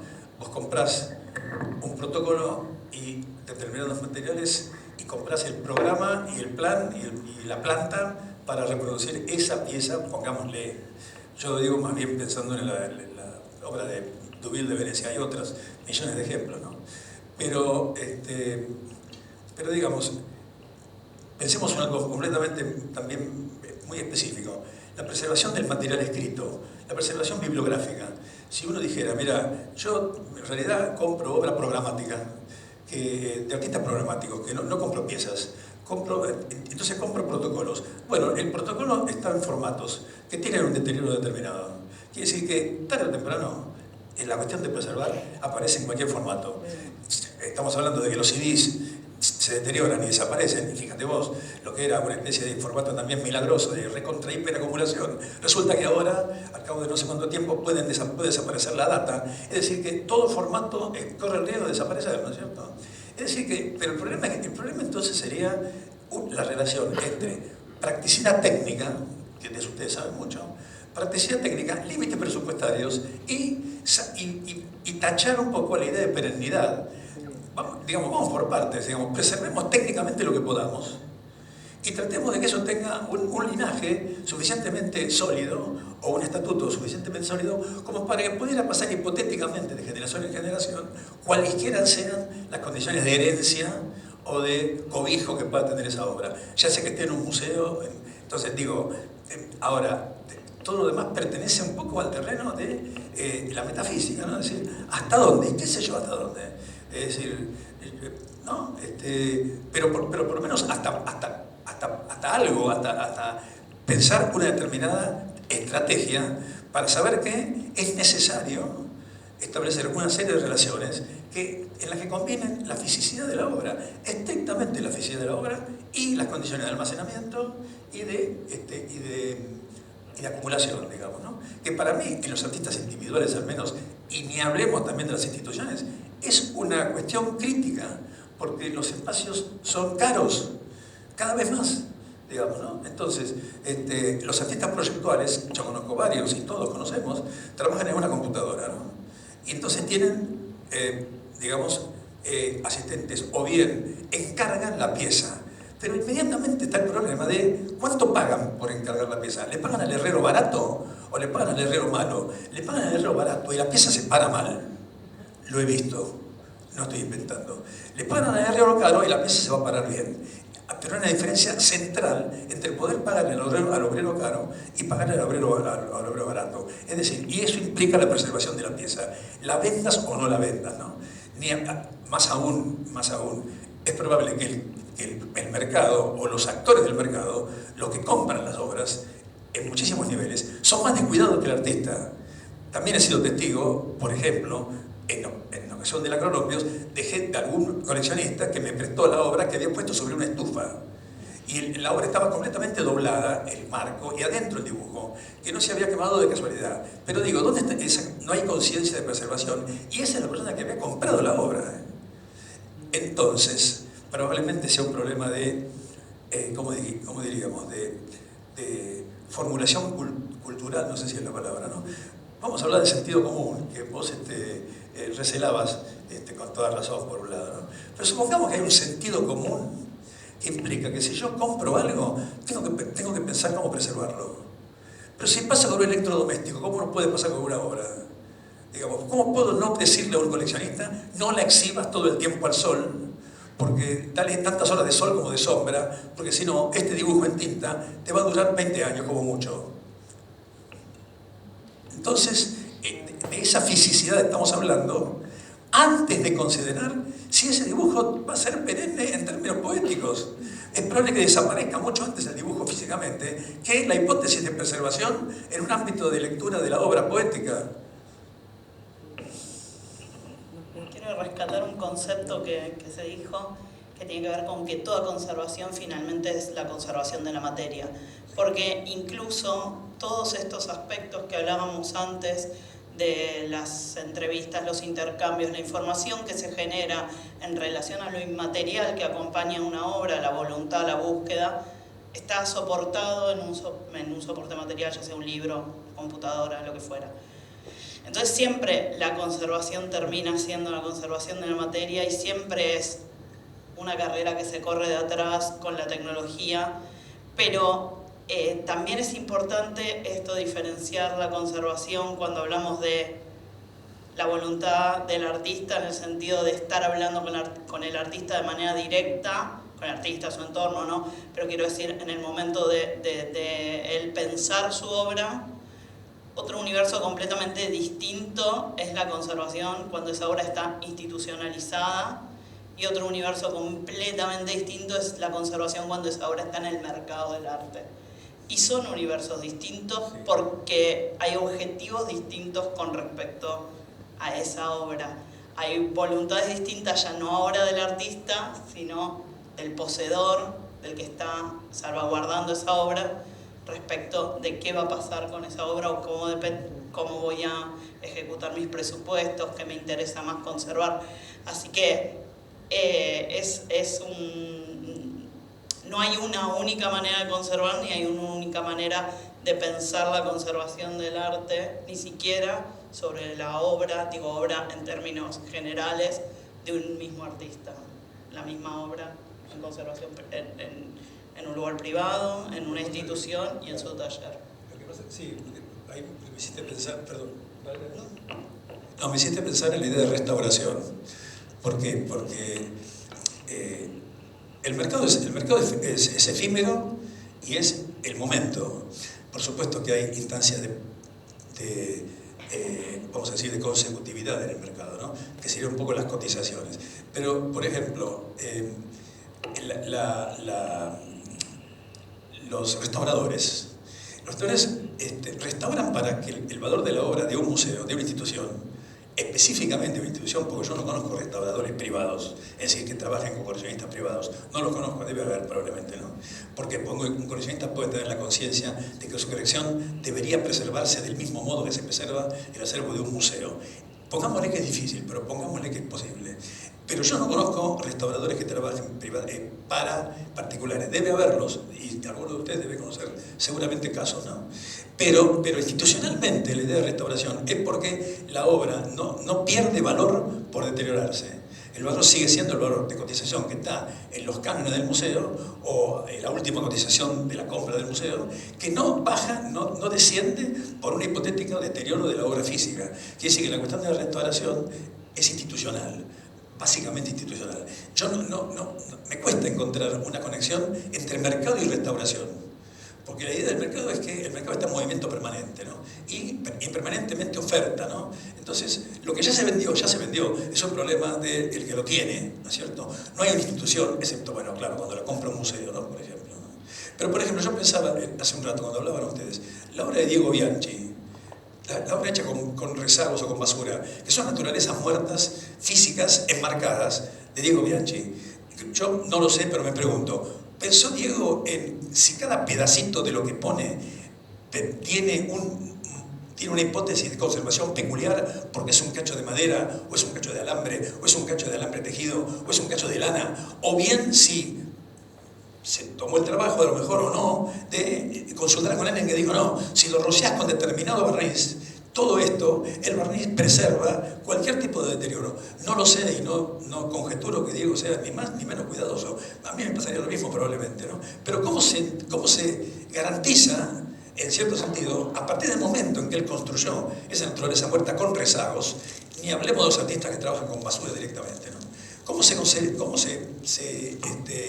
garantiza que esa obra que tiene una determinada cotización, un determinado valor, que se sostiene y que aumenta en el mercado, no esté deteriorándose simultáneamente?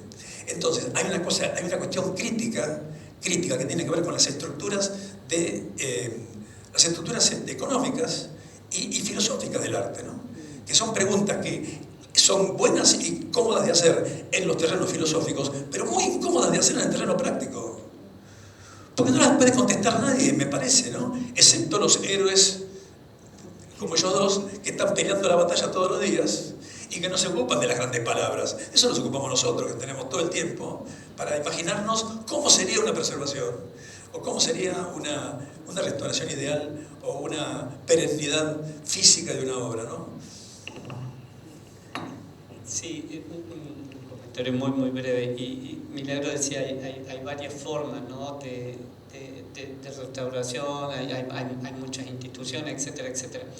Y un comentario muy menor, y es que el gran desafío nunca es técnico en el arte, en ese milagro de volver atrás del tiempo. El gran desafío no es técnico, no, es conceptual. Es esa gran palabra que está atrás. ¿Cómo? Yo siempre pensé, sí, tenés razón. Acá hay un pimponeo, pero también veo algunas manos que quieren preguntar, así que abrimos para preguntas.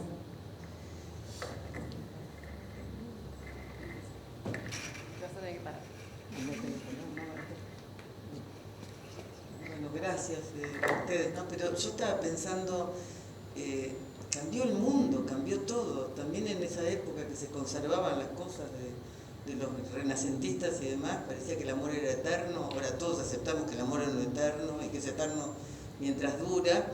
Y creo que pasa lo mismo con la obra de arte. Yo fui a la inauguración de Diana Eisenberg, vos hablabas de Amoedo, y decía, che, ¿cuánto van a durar estas pinturas? Porque están todas hechas en el rollo de papel que le regalaron de casas que empapelaron.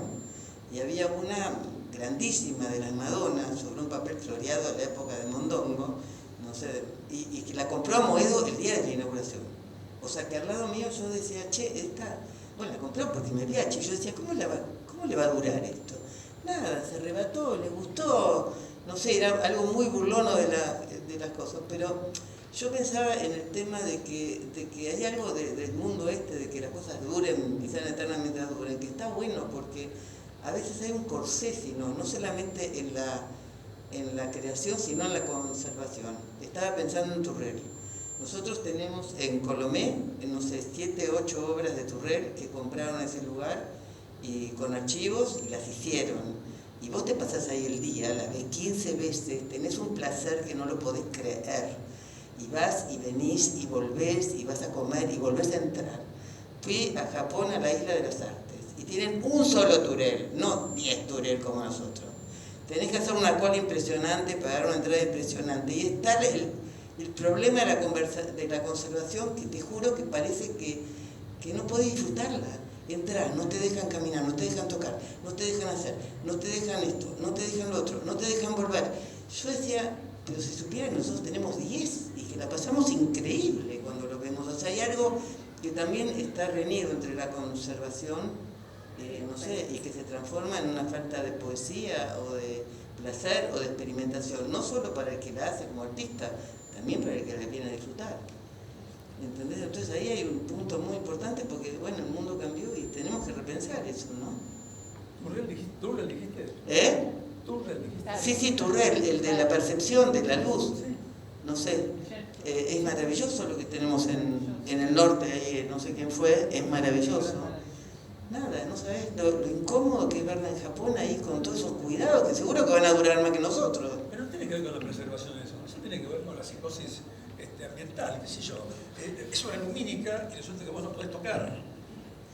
No, pero vos entras a un lugar y te dejan ir de acá para allá, te dejan... Bueno, es como la Sixtina, ¿viste? Claro, bueno, Sixtina ahora es horrible ir a verla. La Sixtina no te puedes parar ni te puedes tirar al piso como la gente se tira al piso para mirarla completa. ¿Cómo? Pero espera, eso está bien, eso es un ejemplo museológico que me parece que implica unas características peculiares de la decisión de cómo exhibir Turrell, ¿no es cierto? Ahora, si yo comprara un Turrell, estoy comprando un dispositivo que puedo reproducir en otro lado.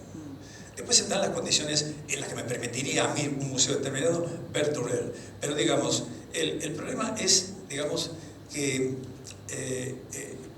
la cuestión es la intangibilidad. Si vamos a hablar del mundo contemporáneo, nosotros estamos tratando un tema completamente material en el momento en que lo que viene avanzando muy fuertemente es la intangibilidad. Es decir, un mundo que tiende a las materialidades empezar a hacerlas dudosas o por lo menos comprometidas con otros fenómenos. ¿No? Entonces, por ejemplo, el fenómeno del non-tangible, ¿cómo se llama? El NTF, Non-Fungible Token.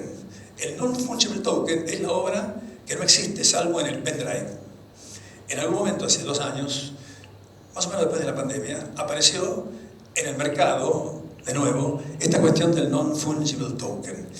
Galeristas determinados, a veces más intermediarios que galeristas, no importa, tenían obra que solo existía en el pendrive. Es decir, el artista ofrecía un catálogo de obras que existían solo en el archivo. Si alguien la compraba ese archivo que reproducía esa obra, que muchas veces era tridimensional, es decir, una tridimensional digital, ¿no? Pero era obra como con tridimensionalidad, además de bidimensionales. Entonces se compra un código y ese código es tu garantía de propiedad de la obra, ¿no es cierto? Es decir, ese artista no puede vender esa misma obra porque el código está cerrado al que compró el pendrive. Muy bien. Ha habido algunas de estas galerías intermediarias que generaban muestras virtuales de obra física, pero en una de cuyas salas solo había non-fungible tokens, es decir, obras que eran estrictamente... entonces, bueno, uno diría, ¿cuál sería la preservación posible? La preservación que tenga el pendrive. Si el pendrive técnicamente, efectivamente, tiene una duración infinita, bueno, esa obra sería infinita y se terminó el problema de la conservación. Ahora, surgen todos los demás problemas de la fisicidad de la obra, ¿no? ¿Qué clase de obra es aquella que no tiene estado físico? Entonces, mientras resolvemos un problema, aparecen otros gravísimos, o por lo menos tan serios como la cuestión de si le va a durar al dueño de la obra o no ese pendrive. ¿Dónde está esa obra? ¿No?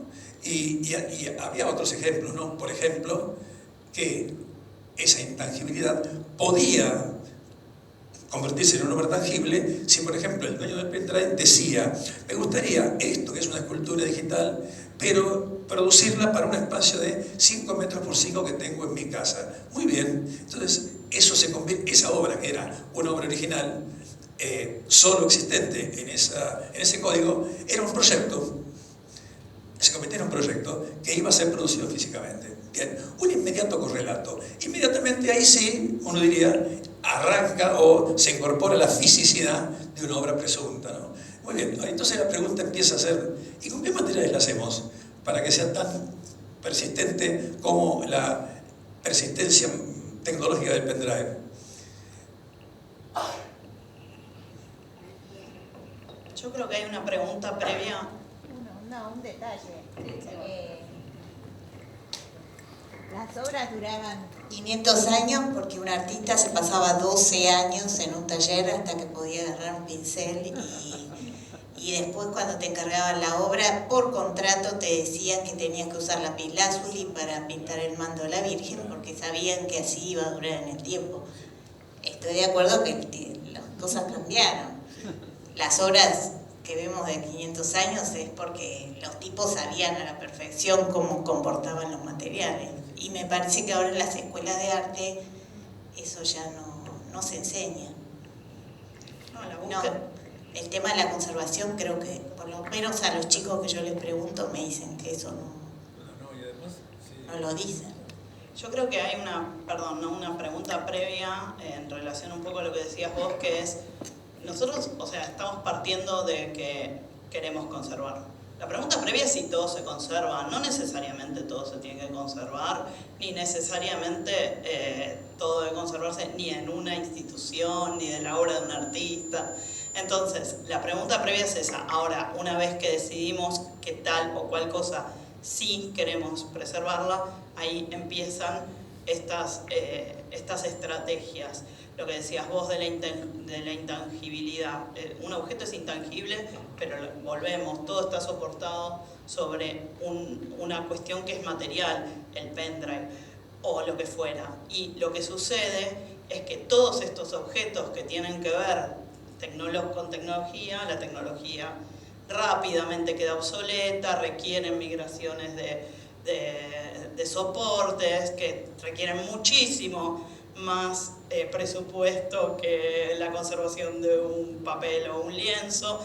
Entonces, esta idea de que aquello que no tiene materia va a preservarse más en el tiempo es absolutamente falsa. Y lo siguiente que quería decir, que me quedó colgado antes, es que también, de nuevo, ¿qué es la obra? Porque no es lo mismo la banana que las papas de Gripo, donde la obra claramente no son las papas, ¿no? O sea, es otra cosa que pasa con las papas. Entonces, el poder entender qué hace a esa manifestación, cuál es la expresión de esa manifestación artística, es lo que nos va a permitir trazar las estrategias que tengamos con los presupuestos que tengamos dentro de todo.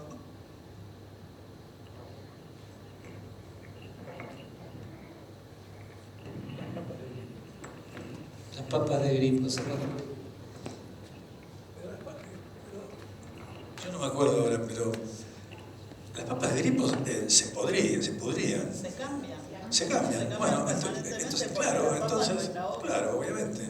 ¿Cómo que la papa no es la obra? Sí, tanto es la obra que la tenés que cambiar. Pero entonces es como pregunta bien, pero es interesante, porque que es la esencia o la cosa. Vos decís, las papas de Gripo, si se cambian las papas, es muchísimo la papa que hay que cambiarla, como eventualmente la banana de Catalán. O cuando a Mondongo se le pudrían los cuadros de jamón y queso, o aparecían gusanos. No sé si hubo un tratamiento. Bueno, a Hirsch se dice, no recuerdo bien, que se le pudrió el tiburón. Perdónenme la expresión, parece ojalá se te pudre el tiburón, parece una especie de insulto. Insulto ojalá se te pudre el tiburón, sí. Perdón, te lo digo como me sale. Se le pudrió el tiburón y parece que hubo que cambiarlo, porque el coleccionista quería el tiburón que no se le hubiera putrido, como podrido. Pero bueno, no. Después están los violines de Gripo, que él tenía maíz adentro. Y el maíz entraba y fermentaba y rompía la tapa del violín, ¿no es cierto? Entonces el tipo trabajaba justamente con la temporalidad del deterioro, ¿no es cierto? Mirá vos, ¿no? Entonces, ¿cómo vas a...? No podés restaurar el violín de Gripo, excepto preservarlo para que quede roto para siempre, ¿no? Pero, no sé... O el piano de Liliana Porter. La obra de Liliana Porter en el Malva, la que termina con el piano y viene todo el resto, ¿no? Hasta el leoncito con el... digamos... Claro, y un montón de obras, ¿no? Imagínate vos tenés que... ¿Cómo preservás esa obra? ¿No? Le pones una campana y la preservás así tal cual y te olvidás si la madera o no se va a gusanar o si va a tener... O sea, son problemas recontra complejos que tienen que ver con la materialidad. Por supuesto que yo creo que la materialidad se resiste, ¿no? Resiste. Aún en los peores escenarios resiste. Las papas de Gripo. ¿Cuál es la esencia de las papas de gripo? La energía. La energía. ¿Dónde está la energía? En el contacto del zinc y cobre. Claro, no en las papas. La papa transmite. La papa simplemente es un electrolito, pero todos pensamos que la energía contenida... No. El concepto mismo sería la diferencia de potencial entre los dos electrolitos, ¿sí? Y volviendo al tiburón, porque siempre los restauradores, los conservadores caemos en la volteada, ¿no? O para bien o para mal siempre se usa la conservación. Se dijo que, o es parte del mito, fábula, que se había empezado así a podrir. Entonces le echaron lejía, ¿sí? Para tratar de blanquearlo, y eso aceleró el proceso de deterioro. Entonces lo que hicieron fue, sacaron el tiburón, lo disecaron, sacaron la piel, hicieron una maqueta y pusieron la piel sobre eso. Y no le gustó a él, porque dice que no se veía igual, no tenía el mismo peso. ¿Sí? Y claro, ¿cómo no va a tener razón? Hacer un tiburón trucho. Pero a mí me parece que cualquier invento está bien, pero no le pidan al tipo que lo apruebe, digamos. Es decir, eso, porque es otro problema, pero justamente el tema es ese, ¿no? La idea, ¿no?, que hizo Hirst y tuvo un correlato físico. Y bueno, a bailar con lo que te toca. Hacete cargo de la idea, digamos, ¿no?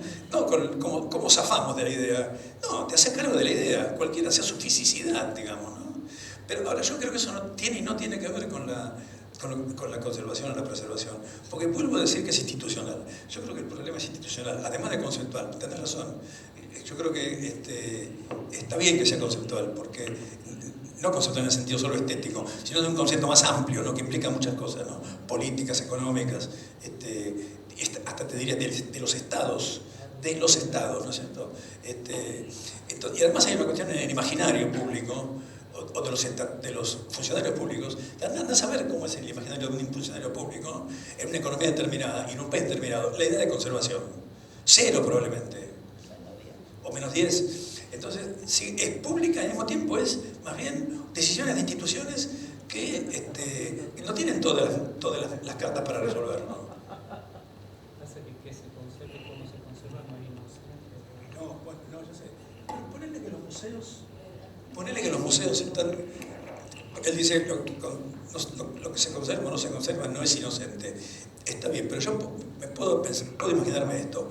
No tengo por qué pensar que para un director de un museo la importancia de conservar una pieza o no tenga que ver con una subjetividad determinada. Yo creo que tiene que ver de nuevo con presupuestos, y el tipo tiene que tomar decisiones antipáticas y de repente preservar más cosas o determinadas cosas y preservar menos, o no mirar tan atentamente otras.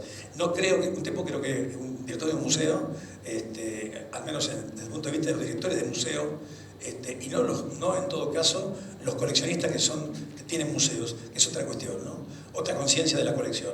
El tipo que es un director de un museo y le viene una colección que no formó él, pero que ahora está dirigiendo el museo, no sé qué decisiones toma, pero se ve una decisión muy complicada entre cómo distribuir el presupuesto, entre hacer funcionar el museo, hacer una programación de museo y eventualmente revisar en el depósito si no se obedecieron los dibujos, si no hay gusanos en los grabados y si la obra pictórica de tipo muy valioso no está deteriorada. Entonces, de nuevo, es muy crasa la cuestión, pero es el presupuesto. Sí. Solo decir que igual los presupuestos para catering de una inauguración son mucho mayores a los presupuestos de conservación. Entonces no es únicamente una decisión en ese sentido. No sé, me encantó la charla y quisiera aportar que creo dos cosas. Por un lado, que los directores de los museos, más si son públicos, tienen la obligación de cuidar el patrimonio. Sí. Entonces no es algo menor.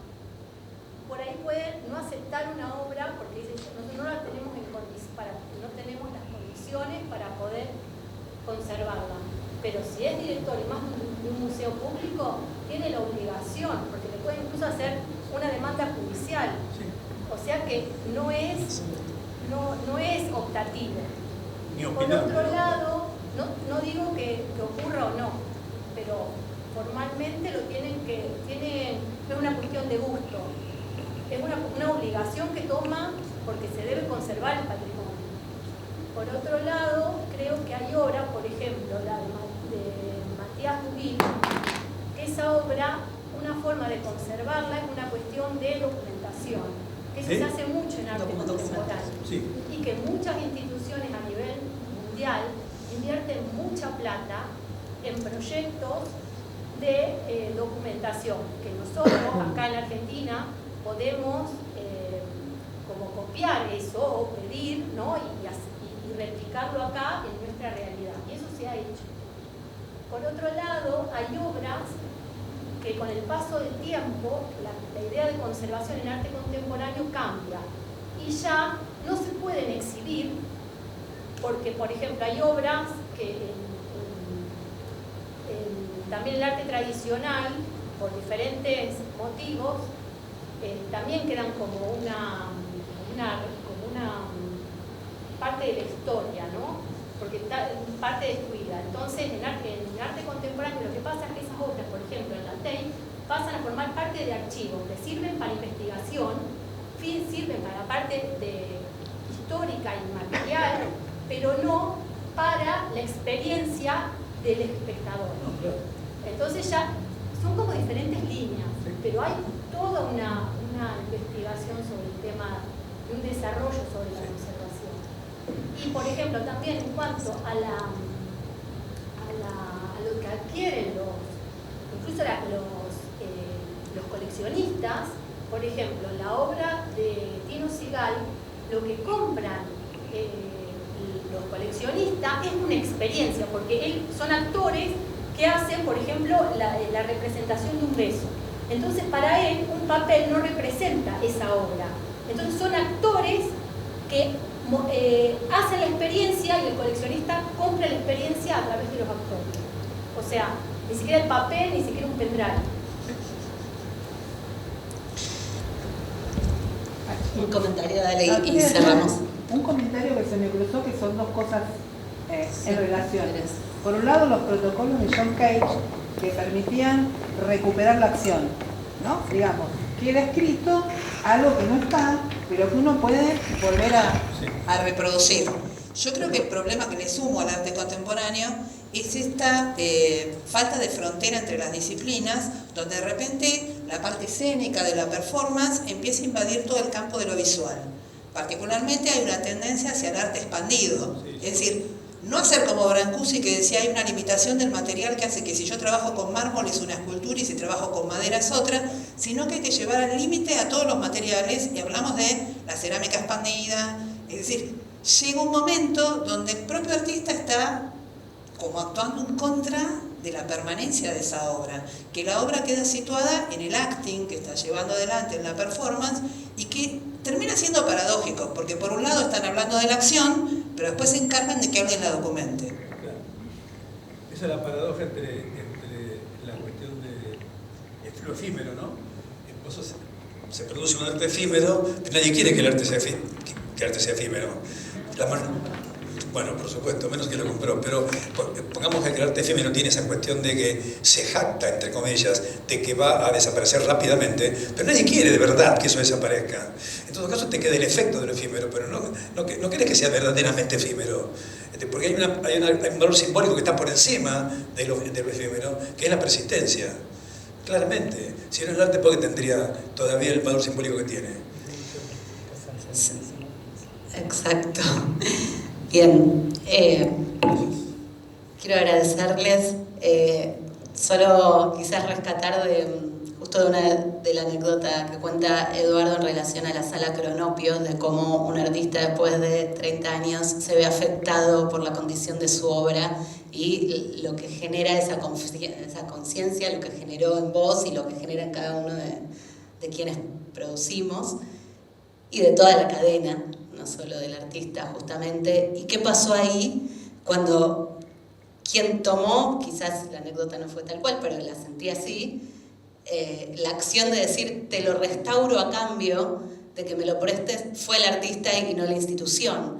En ese sentido es qué pasa con las responsabilidades, los roles en ese momento, que entiendo esto fue hace 25 años, podemos decir que todo esto se va transformando de a poco y que responsabilidad de todas las personas y conciencia que estamos acá es que eso cada vez sea más ajustado, pero sí que muchas veces quienes van tomando cartas en el asunto evidentemente no son quienes pensamos que tienen que haber sido, ¿no? Y quizás dejo como una cosita anecdótica de Yuyo para cerrar esto, dos quizás. Una es, él siempre decía, sé lo que voy viendo, lo que estoy haciendo en la medida que lo voy haciendo, entonces siempre esa cuota de descubrir y de sorprenderse, que puede ser por muchas cuestiones, es lo que hace que esa rueda siga girando y que se siga produciendo. Y también que está esa conciencia, como en un momento él dijo, quiero hacer lo que así, quiero tener la experiencia de tirar pintura de la forma que lo hacía en los 60, ¿con qué podemos hacerlo? ¿No? Ahí hubo una pregunta y ahí pensamos justo, bueno, ahora hay un esmalte sintético que es mejor que no se te pegotea, que un esmalte hidroesmalte, etcétera, etcétera, y tener como un poco de querer volver a eso, pero tener en algún punto ese cuidado y bueno, quizás de tanto que lo habíamos taladrado, pero eso estaba presente. Contá brevemente por qué eligió el telgopor justamente para hacer la escultura de eso, si estoy en lo cierto. Bueno, en realidad, quizás por ahí no voy a ser totalmente exacta, creo que es una sugerencia en lo que tiene que ver con un material que sea maleable, liviano. Él no esculpía, él pensaba y orientaba en la forma, pero quien justamente lo esculpía era una persona que se dedicaba a eso, y en ese sentido, él verdaderamente lo que más le interesaba es generar formas en 3 dimensiones que él pueda pintar. Entonces, quizás no estaba tanto la importancia en esa nobleza de ese material, sino como que de repente lo que tenga es esa superficie pictórica donde poder seguir desarrollando esa pintura en 3 dimensiones. Tenemos que cerrar, les agradezco un montón, creo que esto da para seguirla, así que muchísimas gracias a todos. Seguimos el martes que viene en Espigas, se van a grabar igualmente las charlas, así que las vamos a poder compartir y creo que esto es todo, ¿no? Ningún otro chivo, hay libros afuera, quien quiera ver, y cafecito. Gracias.